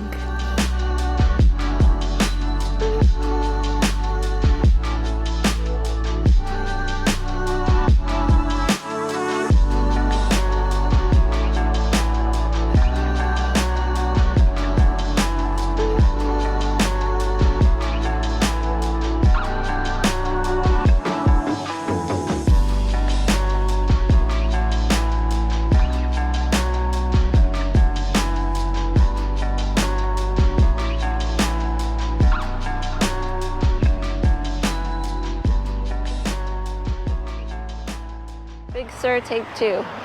This is not very easy. We are here at Garapata State Park. You would never know this is a state park though because there's not any sign really and there's no marking. You kind of just have to pull over on the side of the road and find whatever parking you can get. It's the northern end of Big Sur, and as we found out last time, Big Sur can be a big bitch. And right now is the weekend, so it's a double XL bitch. But we're making our way with an infant. Big Sur and Garapata State Park are a little bit tricky in terms of planning, just because things are not very well marked. You really have to have a plan ahead of time. That is why it's a big bitch, because it's very difficult to figure out where to go. You gotta keep parking, keep driving, keep checking out every place, see if it's what you like, because some of them are just like nothing, it's a view. Some of them, the light is really bad. Some of them are too steep. Yeah, a lot of the hikes, actually, the ones that I found, if it were just the two of us, we could probably do it, but you know, having an infant is definitely makes things a little bit dicey. So if you are an experienced hiker looking for that kind of thing, then there's lots of those kind of hikes. And there are also some family-friendly hikes, but they're just a little bit harder to find.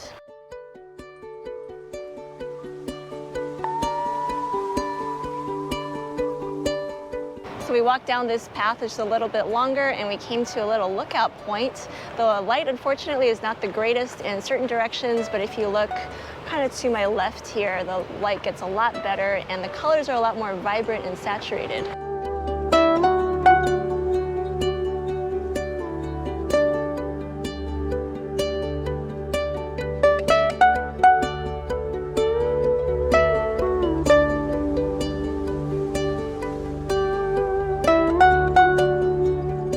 Now we're gonna go on this bluff right there. All right, so for our earlier check-in, we were out at that point. I think you can just barely see it over there.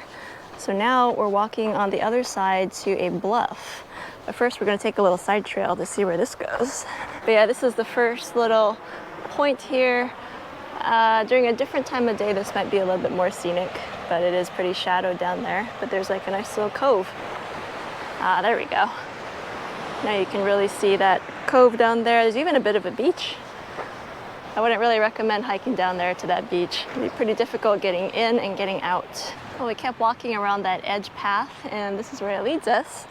It's nice and private, but yeah, the edges are looking really, really crumbly. It looks like some people may even go down there, but that looks pretty precarious. I think that Big Sur is where the heat begins in California, because we drove all the way from the very top of California near Humboldt, and then we kept going and going, and San Francisco is cloudy and cold, and Monterey is pretty cool, and as soon as you come down here south 20 minutes and it gets hot. We get blasted by sun, especially on a clear day like today. And in fact, the forecast says it's supposed to get up to 71 or 72 today, which is pretty incredible for like the end of November. Now on the tip of the bluff here, it's really beautiful. Some people are fishing. So I guess they proceeded somehow through the rocks all the way around in there. Pretty cool. I would do it if the life of my baby didn't depend on it.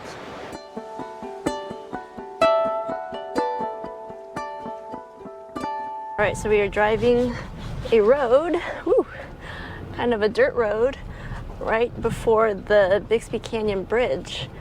And it is meant for, 4x4s of vehicles with high clearance. The main reason is that there's a really nice view of the bridge if you come back this way.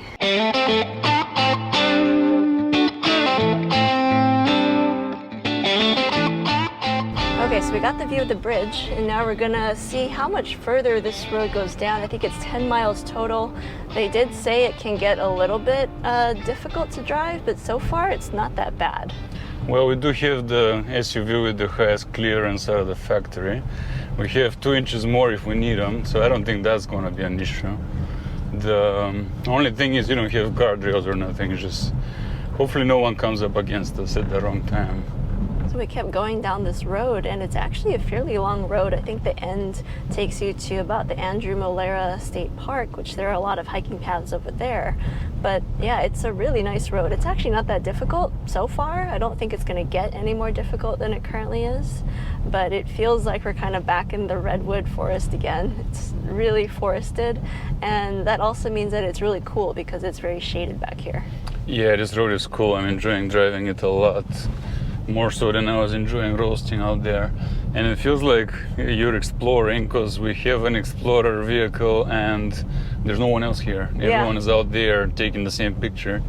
So we're doing our own thing here in the forest. It's not the smoothest, but it's not the bumpiest, and our baby hasn't cried yet. He's more so actually leaning towards falling asleep. It's actually his first proper dirt road.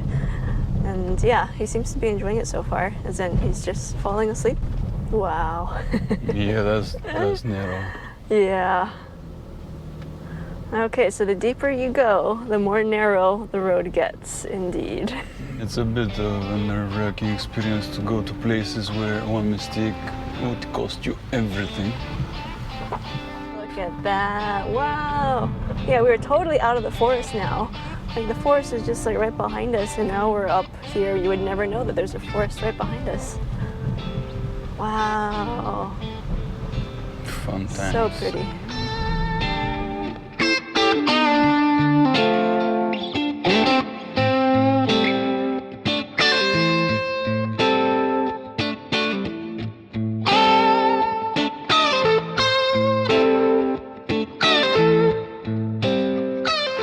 You're wondering, the road does indeed get a lot rougher right after you get out of the forest, and it looks really pretty, but then the road gets a little bit more crumbly and more narrow, more rocky, and so you definitely need an all-wheel vehicle for driving that. You can get away with it, but it'll be nasty and scary. It'd be scary, yes. More concerning to me is coming back down, you have to brake a lot, and if you start smelling your brakes, they may let go, and then you die. So we're kind of parked till they cool off a bit. And we have a downhill mode, but it's not activating, so I haven't used it before. And this car is still pretty new for us. So pretty. I'm like expecting to see a sheep or a cow grazing on these grass back here. There's a cattle guard right here. Great. There must be cattle. We don't see cattle, but this looks pretty prime for cattle. Yeah, I think we'll see it soon.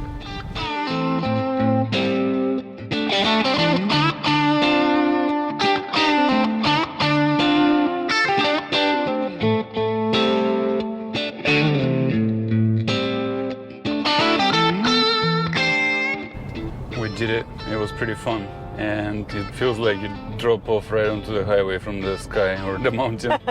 Yeah, it's true. It was a really awesome road, actually a lot longer than I expected. For some reason I'd read somewhere that it was like 10 miles long, but it felt a little bit longer than that. Well, 10 miles is a lot when you're going like 10 miles per hour. That's true, yeah. But yeah, it was a really awesome road. Didn't see a whole lot of people on it. We saw more people towards the end, but yeah, really awesome to do if you're looking to kill some time during the day or just see another side of Big Sur besides these coastal roads where you'll find lots of people on them. Yeah, I really enjoyed this experience. Now we're back on the highway and there's like a whole line of cars, and it's not the same. Over there was actual adventuring, while here is like kind of the same circuit that every tourist does.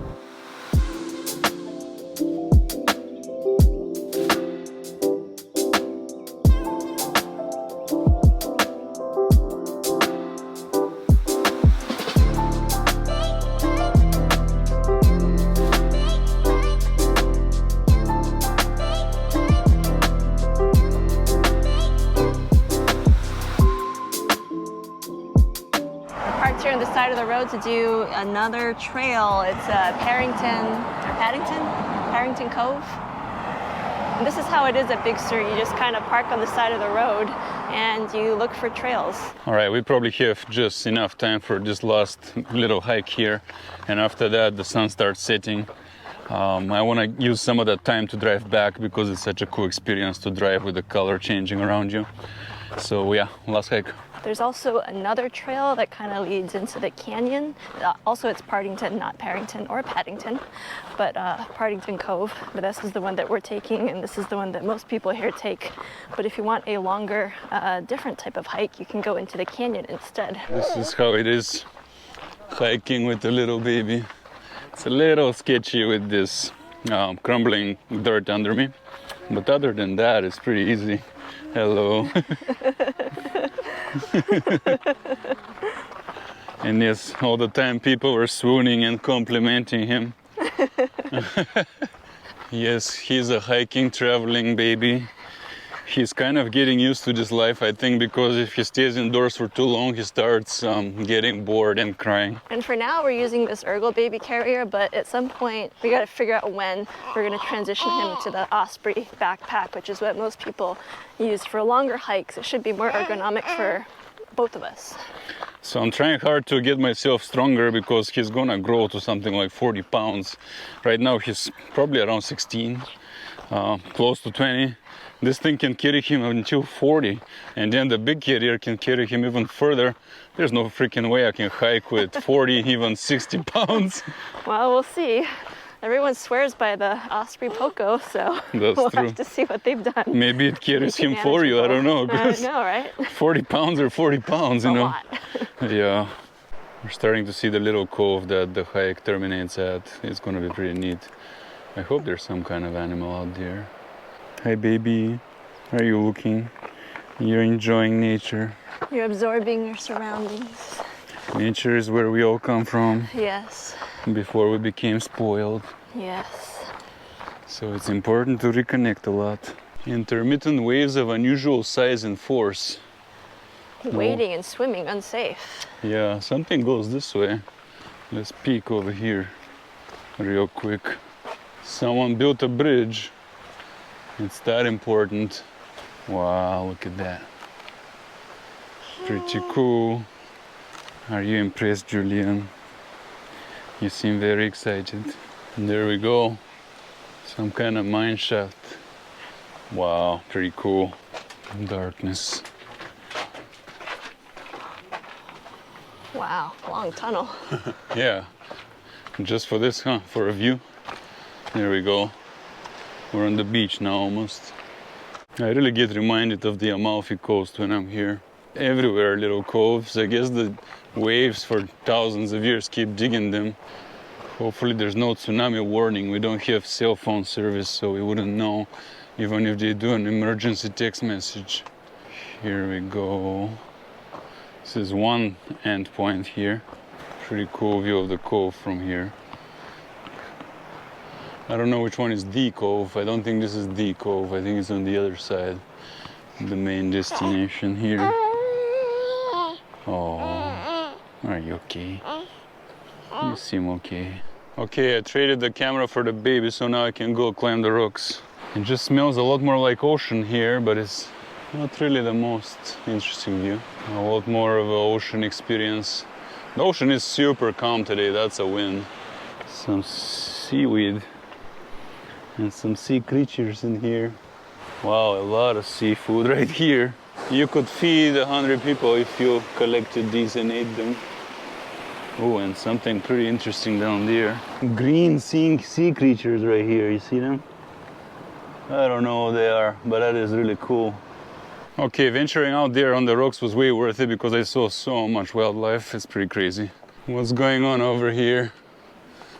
Is he spitting milk on your leg? Yeah. A little bit. We came around now to the other cove. A little different, probably more accessible here. It's right about sunset. Wow, there's like a mini waterfall, a little cascade onto the beach. That is cool. Pure water is coming here from somewhere. Right on my way out, I saw a bright red starfish in here. Pretty cool.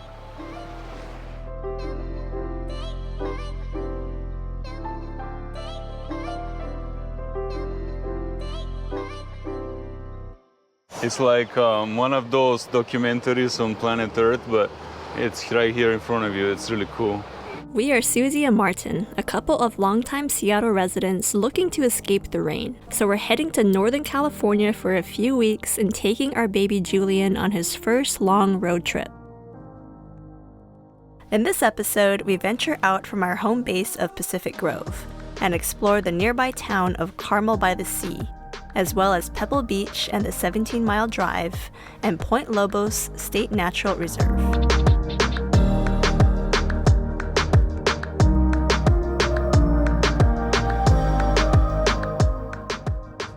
All right, this is our second full day in Monterey, and today we are heading to the beach, specifically to Carmel.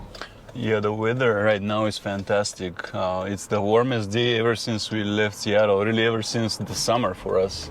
We arrived at Carmel by the sea. We're trying to understand this place. It's very, very cute looking, and it's very affluent by the looks of it, upper class. Right now we're heading to a farmer's market. The town itself is actually pretty big in terms of the commerce here. A lot of art galleries, boutiques. We're trying to find a place to eat, and that's actually proving to be a little bit more difficult. But yeah, the architecture of these buildings is just amazing. It's the prettiest town I think I've ever seen in the US. Yeah, that is not an exaggeration. Right here, we're about to check out the farmer's market. They're playing bagpipes. Yeah, and greeted with a really nice music. Carmel by the Sea Farmers Market. Grapes are in season here. Lots of persimmons for sale since we came to California. Good turnout for the market today. This is the other side of the market. So far in this town of Carmel, we're mostly admiring the little boutiques and the streets with cottages. It's an artistic community, right? Artists were commissioned after the earthquake to make it. As soon as you come into here, you notice, despite the great geography, it's actually the architecture that stands out. And the entire thing is kind of made like old European cottages, like this one here, for example. They've put a lot of effort into making it old and European, even though I'm sure it wasn't built that long ago. Besides a lot of accommodations and food and other boutiques here in Carmel, another thing that they have a lot of are art galleries. And there's art of all different styles. We passed some sculptures earlier, and here are a bunch of paintings. What we found out in this town is interesting that I've been talking about for a while, how we're due for a reboot of Impressionism, because in the Northwest, especially in the West Coast, there's so many nice gardens that were built all around the Victorian time. And I think it's a fit for here. And we saw that in Carmel, they're actually doing modern Impressionism, they call it. And there's kind of a local school of it. So many of these galleries are displaying it, and it looks awesome. And I like that they've made many little cul-de-sacs in here. It also is kind of like Europe and creates more pleasant walking and hanging out spaces. The cul-de-sacs also have a lot of greenery, so they've planted a lot of, plants that are in full bloom, which is a little bit easier to do with the climate here. I would say of all the places in the USA I have seen, this place the most recreates the charm of Europe. Yeah, I agree, and I was really surprised. I don't know. Floating with a 5-month-old, it's important that we take him out often and play with him. Yeah, he's actually pretty good. He'll stay in his stroller for most of the day, but understandably he gets a little bit agitated sometimes and is like, I want to stretch out, I want to move around. So yeah, he's getting a little bit of free time now. We also carry him a lot so that he doesn't get bored of all the same, but it's really helpful. Like here in Carmel, there are all these little areas where you can just kind of take cover and hang out, and it's pleasant. Yeah, they're nicely shaded because it is a little bit warmer here. Very sunny out. Oh, you got my hair. No. He's going through the hair pulling phase. I'm showing Julian some Impressionism here to see how he feels about this art. He's inspecting very carefully everything you show him. So when he fixates, he's like a real inspector. All right, let's go check out this little alleyway here, which definitely makes me feel like I'm in Spain. So neat.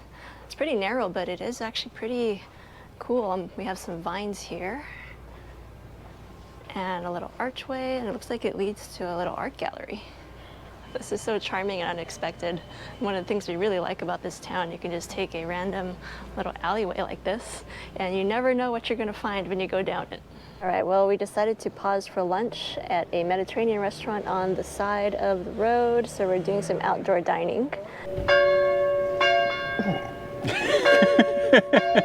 Perfect.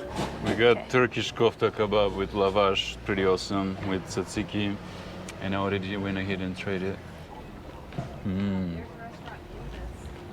Perfect. So for those who are not familiar with kofta, what is it? Kebab to me means grilled. That's really what it means to me.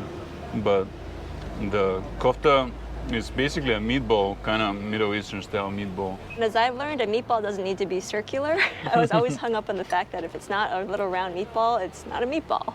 So in this case, it's that they're actually a little bit longer, and that's kind of, been the trend. They're either kind of long like sausages, or they might even be flat, which again, I don't call a meatball, but I guess those are technically meatballs. So what's cool is that we're on the main avenue now, Ocean Avenue, and it takes you straight to the beach.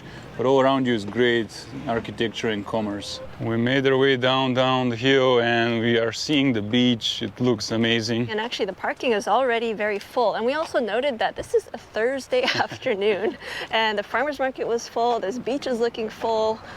Pretty remarkable for it being Thursday in November. I don't think that there's a school break, but I don't know.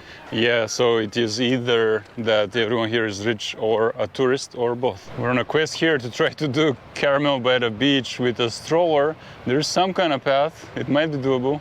This is one of the best places we've ever been. We've been off camera kind of going crazy about it. Check out the kinds of waterfront houses here. Stunning and amazing. And this would be your view if you lived in one of them. That is so amazing. I would not mind at all. Nice waves actually, great for surfing. The color of the water is fantastic. It's really hard to find anything wrong with this place. Julian is enjoying being shirtless on the beach and bare toe. Doing his happy baby. And barefoot, yeah, doing happy baby yoga. Well, we walked the whole path with the stroller over the whole little bay here. It was so dreamy. It was not a terribly long path, but it is really nice, and I like that we were able to bring the stroller. And you can probably keep going along the road, but it's just not an official path. But yeah, really great. Nice views. This is what you see on this end of the bay. Once you walk the whole path, you see the whole bay. So cool. Here we go. Woo! Oh, it's cold. It's like fridge water. It is ice water.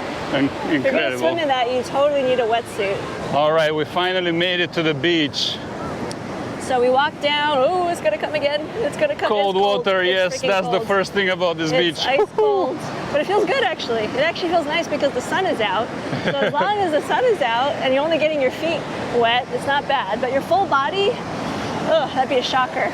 They say it's good for circulation and for immunity if you douse your feet in cold water. So we're getting plenty of that right now. Wim Hof would be proud. He'd be like, go for it.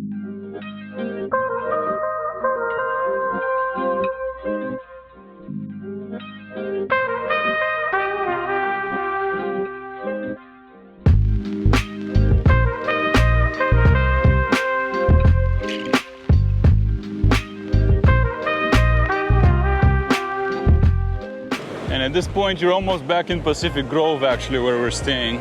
We're not that far away, it's just the road is kind of winding and roundabout. We made it to the end of the beach. So there's this golf course here.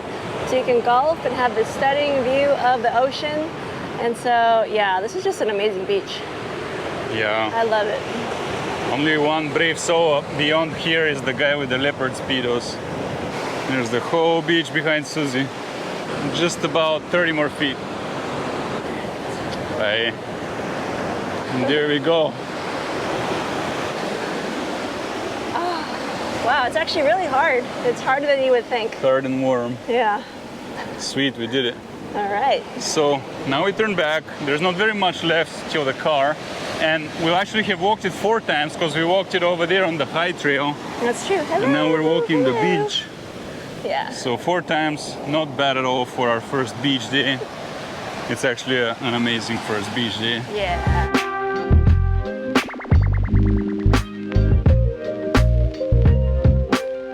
All right, so we left the town of Carmel and we went to go drive through the Carmel Highlands. And so this is a little bit of footage from that drive. It's a really scenic place, a really tight road, so it's not really meant to be driven through as a tourist, but it is really nice to be able to take in the views from up there. Yeah, it's right over the water and that natural preserve Point Lobos. So now we're gonna take the 17-mile drive, which we keep seeing signs for around the Carmel, Pacific Grove area. The problem has been that you have to pay at some point when you reach the Pebble Beach area. So we're about to do that right now. Yeah, let's check it out, keep it rolling. Hi, we'd like to take the drive. Yes, it's 1075 Devereux credit. All right. Get up. Lines up the hill. Have a great day. Red lines? Okay, thank you. 17 miles, $10. It's like 50 cents a mile, almost.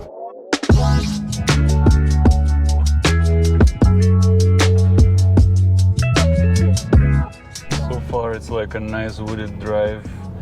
And this whole area here near Pacific Grove in the Monterey County is pretty posh. It's kind of like an upscale place, so it's exploration, these nice habitats that they have.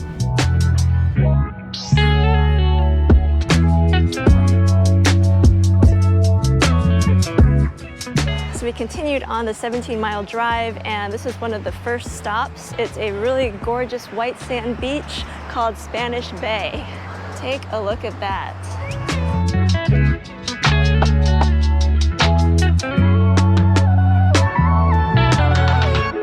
So this was where a bunch of Spanish explorers originally camped out at around 1769. They were looking for Monterey Bay, but they couldn't find it because they were going off of a description that was written in the 1600s. So it took them about a year to actually find Monterey Bay, but you know, if you ask me, this is a pretty cool place to stop if you're looking for another part of the California coast.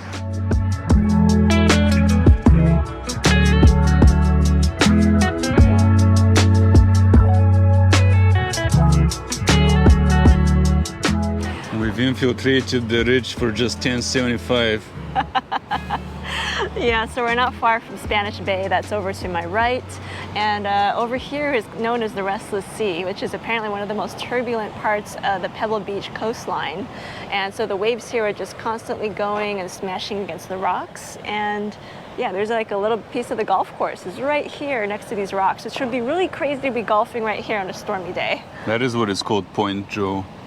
Oh yeah, so the Restless Sea and then Point Joe is the actual stop here. Our next stop here is Bird Rock, which is right next to Seal Rock. And boy, let me tell you, it certainly smells like both birds and seals here.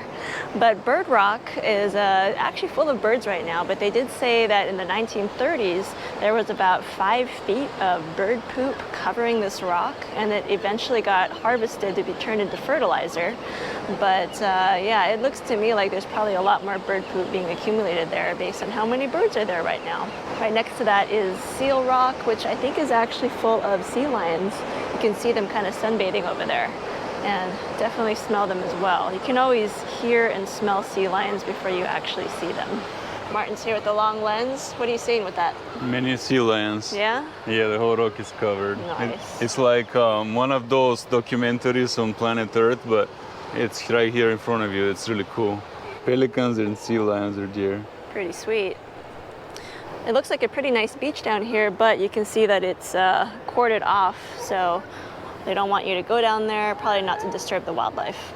Well, that fog really rolled in thick and fast. The sun is completely gone at this point, but we're here at Fanshell Beach looking for seal pups because supposedly they like to congregate here. So literally just minutes ago, we were down at that beach and could see pretty far out, but now this fog has completely enveloped like the entire beach, and it keeps rolling in really thick. Well, there were no seals at that last beach because apparently we have to come during the spring, which is when they congregate and have their pups. So, didn't win this time. We're gonna be watching a cypress instead. Yeah, so we're at the midway point of the 17-mile drive, which is where the lone cypress is. And apparently this tree is 250 years old. It's at the end of this little rocky pedestal here. And apparently in 2019, there was a pretty big storm that took away about a third of the tree. So it's kind of on its way out, but looks fairly big right from this angle. So a quick note on cypress tree groves. Apparently there are only 2 native Monterey cypress tree groves in the whole world, and they're right here. So one is here in Pebble Beach, and another is over in the Point Lobos State Reserve. But I had never seen a cypress forest before, and it's cool because cypresses are pretty distinct. They have interesting crowns. They're very interesting trees. They get kind of twisty and yeah, they look kind of otherworldly compared to other trees. And here we're at one of the last points of interest for us here on the 17-mile drive. These are the ghost trees at Pescadero Point. These are a bunch of cypress trees that have been sun-bleached and really battered by the wind over the years. And they're here at this rocky point where there also can be some big wave surf during the right winter conditions. The surf can get to be up to, I think it was 50 feet tall, which is pretty insane. But today, obviously, not the right winter conditions. The surf is very flat and actually very calm. It's not even very foggy at this point either. Today we're again off to a slow start. That's how it goes with a baby. But yet here we are in a state park called Point Lobos, which someone tipped us off is very good. So I read on Wikipedia, they hype it a lot, so we're about to check it out. So right now it's pretty nice because they actually have stroller paths. There's only two trails that have stroller paths and they're kind of short, but we're gonna check them out and see where they go. It looks like planet Earth. We're seeing colonies of sea lions out here in the distance. Right on this rock are many sea lions.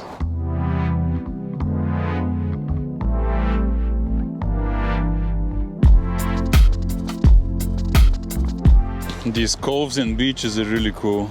Kind of dark brown sand, not quite black, but very also intricate cliffs. The sand and the rocks on them are forming many patterns. I also like that they put this fence here, it feels safer. You could drop right into the sea otherwise. Yeah, right there, rocky. Some succulents are growing on the banks. It's a pretty cool cliff, honestly. Wow, yeah, it's really nice. I love these rocks. They just give it so much texture and character. With a beach right under it. Well, we walked around the corner and it keeps going, I think, into like another little cove. And because it's so foggy today, it's, you know, maybe not as bright and vibrant as it would be if the sun was out, but the fog has its own kind of mystique and really nice vibe to it.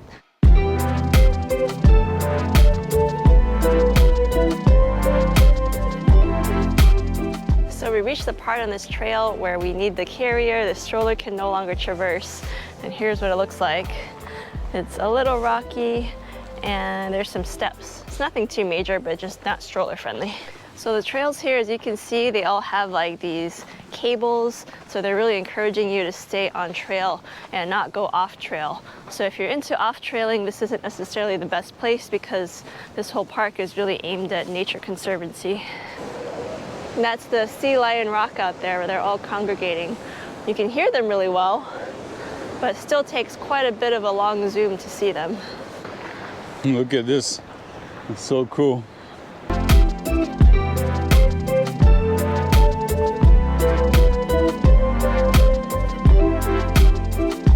Very interesting shapes here.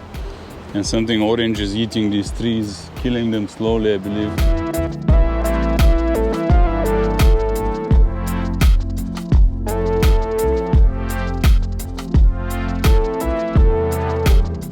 We reached the point where you see the big beach in Carmel that we were the other day when someone told us about this point right here. They literally pointed at this place we're standing on and said, go there. So here we are, passing under these branches into a clearing with really nice color and cliffs and trees. Probably the most picturesque little bay here so far. Wow, an incredible tree. This tree in the back here is the coolest we've seen so far in this park. Right over the beach. It hangs very precariously. So we decided to take a slightly longer hike. It's about a mile to the first beach that we saw when we first drove in. And so far it's been really nice. It's given us some really nice views into some of the coves and not stroller friendly, but still fairly easy.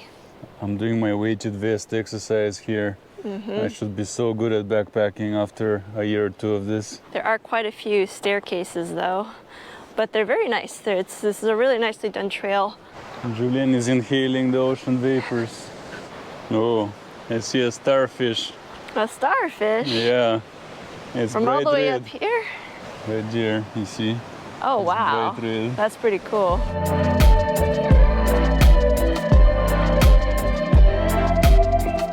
Very beautiful place here. We made it to our destination. So this is the first beach that we first drove into when we first came into the park. And you can indeed hike here. It's a really nice hike. Really recommend doing the hike.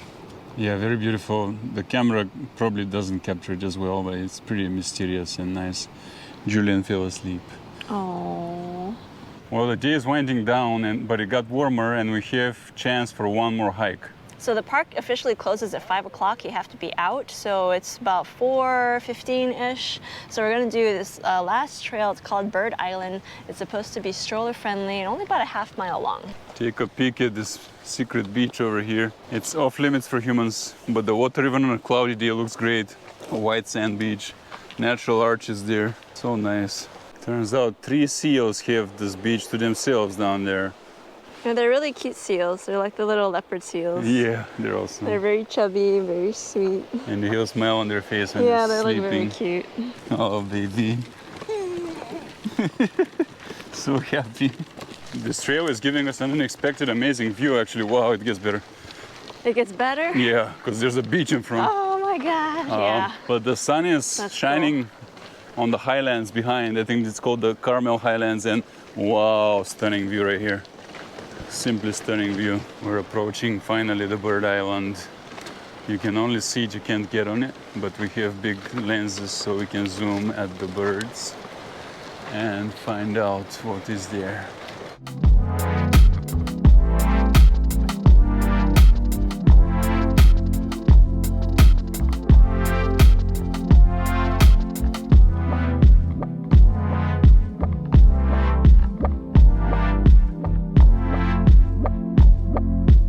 Once again, I want to bring your attention to the back there. The hills behind us are so amazing. You see how you get this subtropical forest on a hill over the ocean, and up top is misty and broken up with sun. It's so cool. Oh, and natural arches right here. So cool, so cool.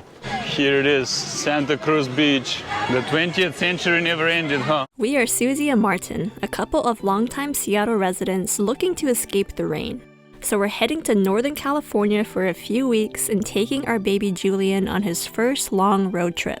In this episode, we head north of Monterey Bay to Santa Cruz, a classic surf town that's home to the vintage boardwalk and the century-old Santa Cruz Wharf, which is the longest structure of its kind on the West Coast.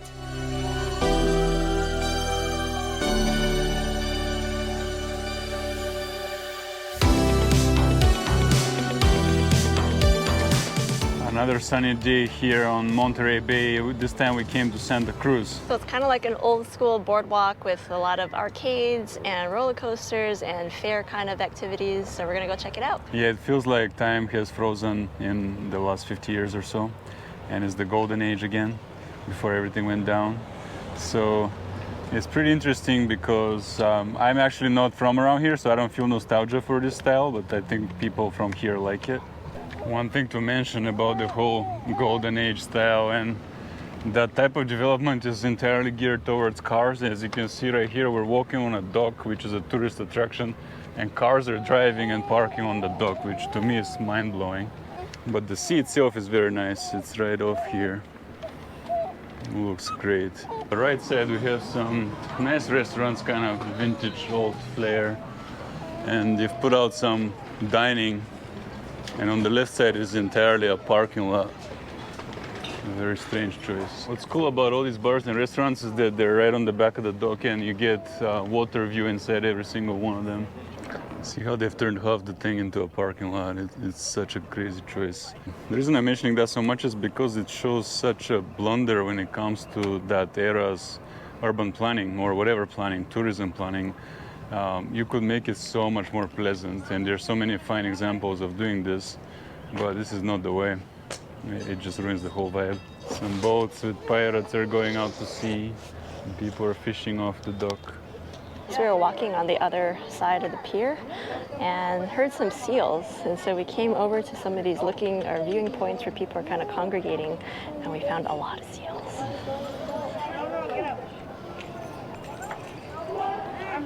We found the mother lode. So many seals or sea lions, I can't tell, but they're all sleeping out here at the end of the dock. One thing that's funny is that they're high up there, as if they jumped, but someone made the point that it's probably because of the tide. At some point it was easy to get up there.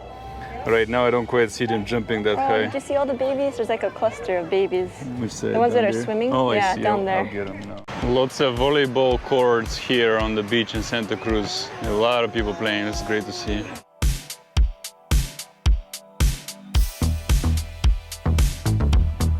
Now we're gonna do this boardwalk, which is kind of famous, I guess. One thing to say about the Santa Cruz experience is that it definitely goes for nostalgia. They haven't updated this for a long time in a meaningful way. They're preserving the style. Here it is, Santa Cruz Beach. It's the main theme park, I think, here, amusement park.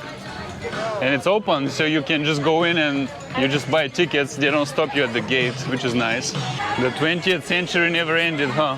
Guess not. When I look at this, it feels to me like the movies from the 80s or 90s. Yeah, it does. It was this era where America was on top and nothing felt wrong and everyone was having fun and that's it. Now it's frozen in time. Do you guys have these kind of things in Europe? We do, and I'm sure some are better than others, but I have never seen them done in this kind of classic, abundant manner. This one is cool that it's preserved because I've seen one, like you mentioned, in San Diego, Yeah. but it looks very dated. So this one is kept up. Yeah. This was a lot bigger than the one in San Diego. Yeah, it's big. So if you wanted to experience it just the way it was, come here to Santa Cruz. And the cool thing is it's right on the beach where you can go and dip. Yep. You can hang out at the beach or you can come and do this. And you can also trade, you know, some kids may like to play, some may want the beach. One thing to say is, even though we're north of Monterey, it actually feels a lot more southern, it's hotter, and the vibes are more like SoCal here in Santa Cruz. Very much, yep. Interesting thing, Monterey feels like a totally different vibe in here. Personally, I prefer the Monterey vibe, maybe because I'm European, or because I like natural beauty, which is kind of the main thing there. But this is like a amusement park experience, totally different. Vintage Americana right here, deep fried Oreos. Worse is deep fried butter. Oh God, why? Your favorite. Oh, I kind of want to do it. I think the line was actually back there. It's always deceptive how slow it is when it's climbing. Right at the top, because we're going to go boom.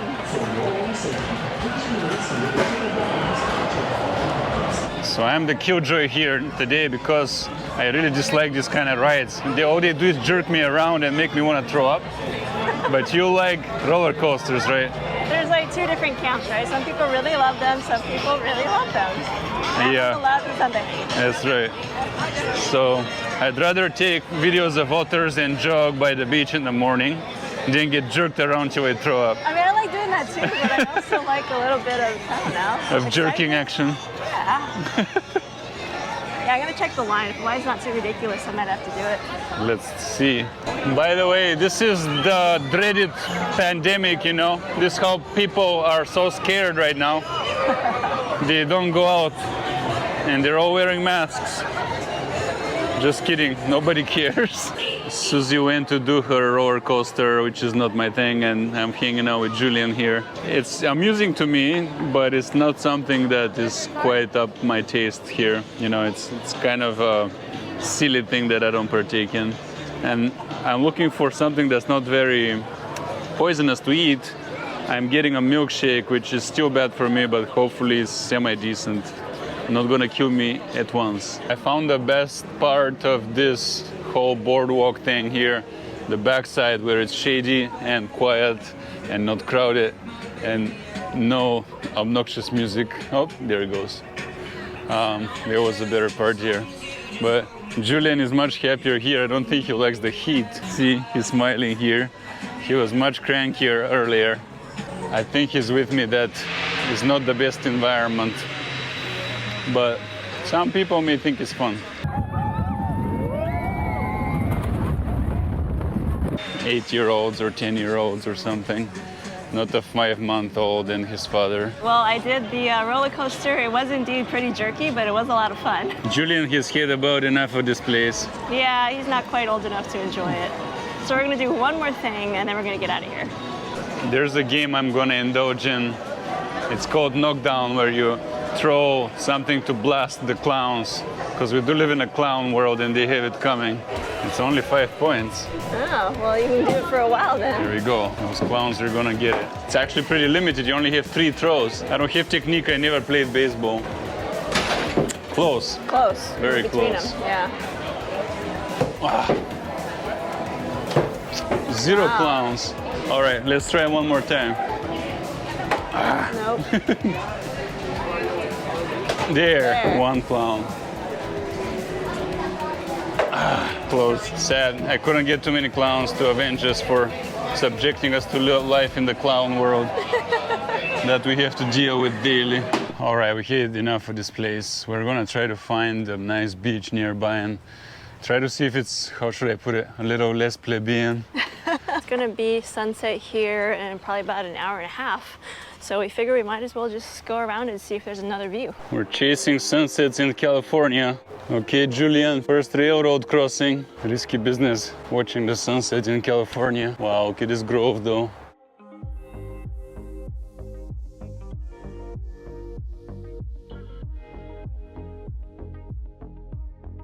Not bad for a last minute sunset spot.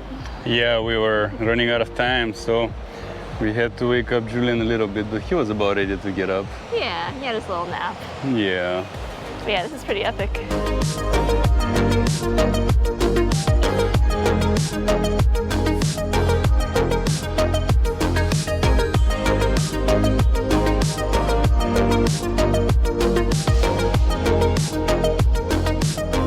Okay, we found a sweet spot for sunset here, overlooking the beach, and the sun is setting on this side. Very pretty. It's not too precarious, though. You don't want to make wrong steps. Yeah, there are lots of warning signs as we were approaching here, but definitely it's gorgeous. This is not a bad spot for just having to come up with something at the last minute and having tried a couple of other places that didn't quite work out, and this one just happened to be perfect. There, that's the killer shot right here. Hey, Julian. There. Baby. You see Daddy back there? We're watching the sunset. Well, another good day in the books or on camera. Yeah. And in the mental register. We've seen so much already. We're halfway through our trip. We're not even done yet. That's so crazy. Yeah. Yeah, it's been a really, really awesome stay. California really impressed this time. You know, California gets a bad name, I think, because of LA and San Francisco and some of the other cities, but there's so much more to California than those two places. It's an enormous state with some of the best nature you can find, some of the best weather you can find, a lot of things to do here. You never run out, really, if you are near. It probably has a bright future if it can get it down, because there's so much to treasure here.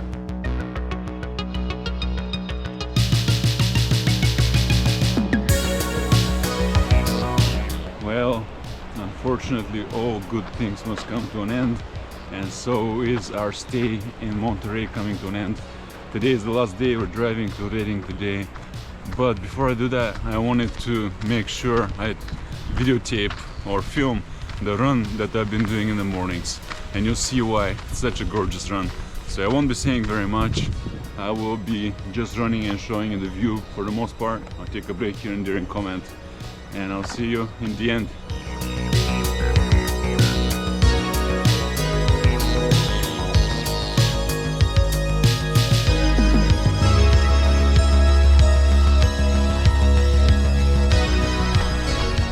This is Asilomar Beach, and it's really large and gorgeous, and there are many more beaches in the end beyond it.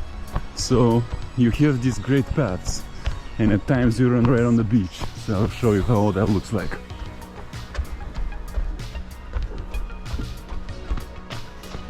What's great is that I was able to come here within just 5 minutes on foot from my hotel.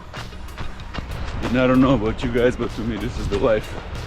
Getting up early, running by the ocean, being healthy, eating the good food, getting sun.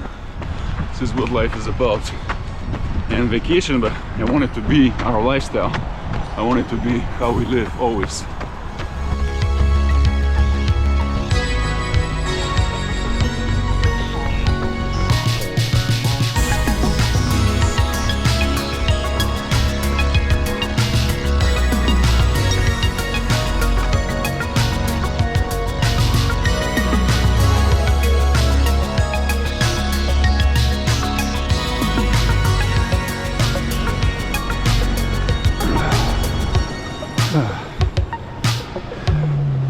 And here's the beach, and this here is one of my favorite parts, really the favorite, where I get on these big beaches. There are 2 in a row, and I get to run on the sand right by the ocean. It's so nice, and I love this kind of cross-country style, where the trails are not too obvious or completely smooth and paved. So I'm just gonna run down the sand now.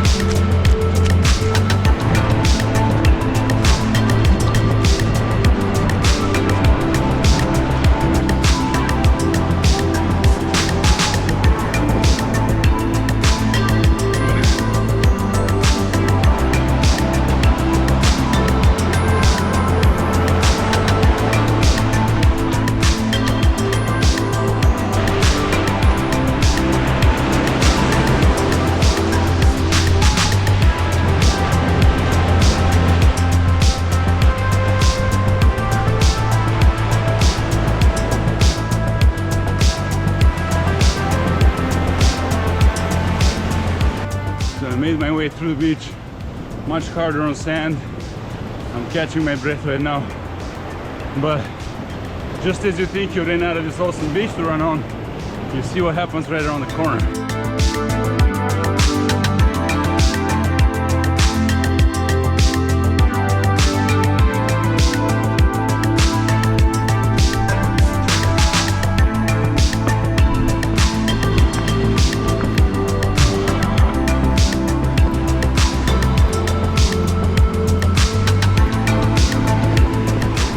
And there it is. Beautiful. This is what I remember from Monterey the most. Running on the beach or walking by the beach. So nice.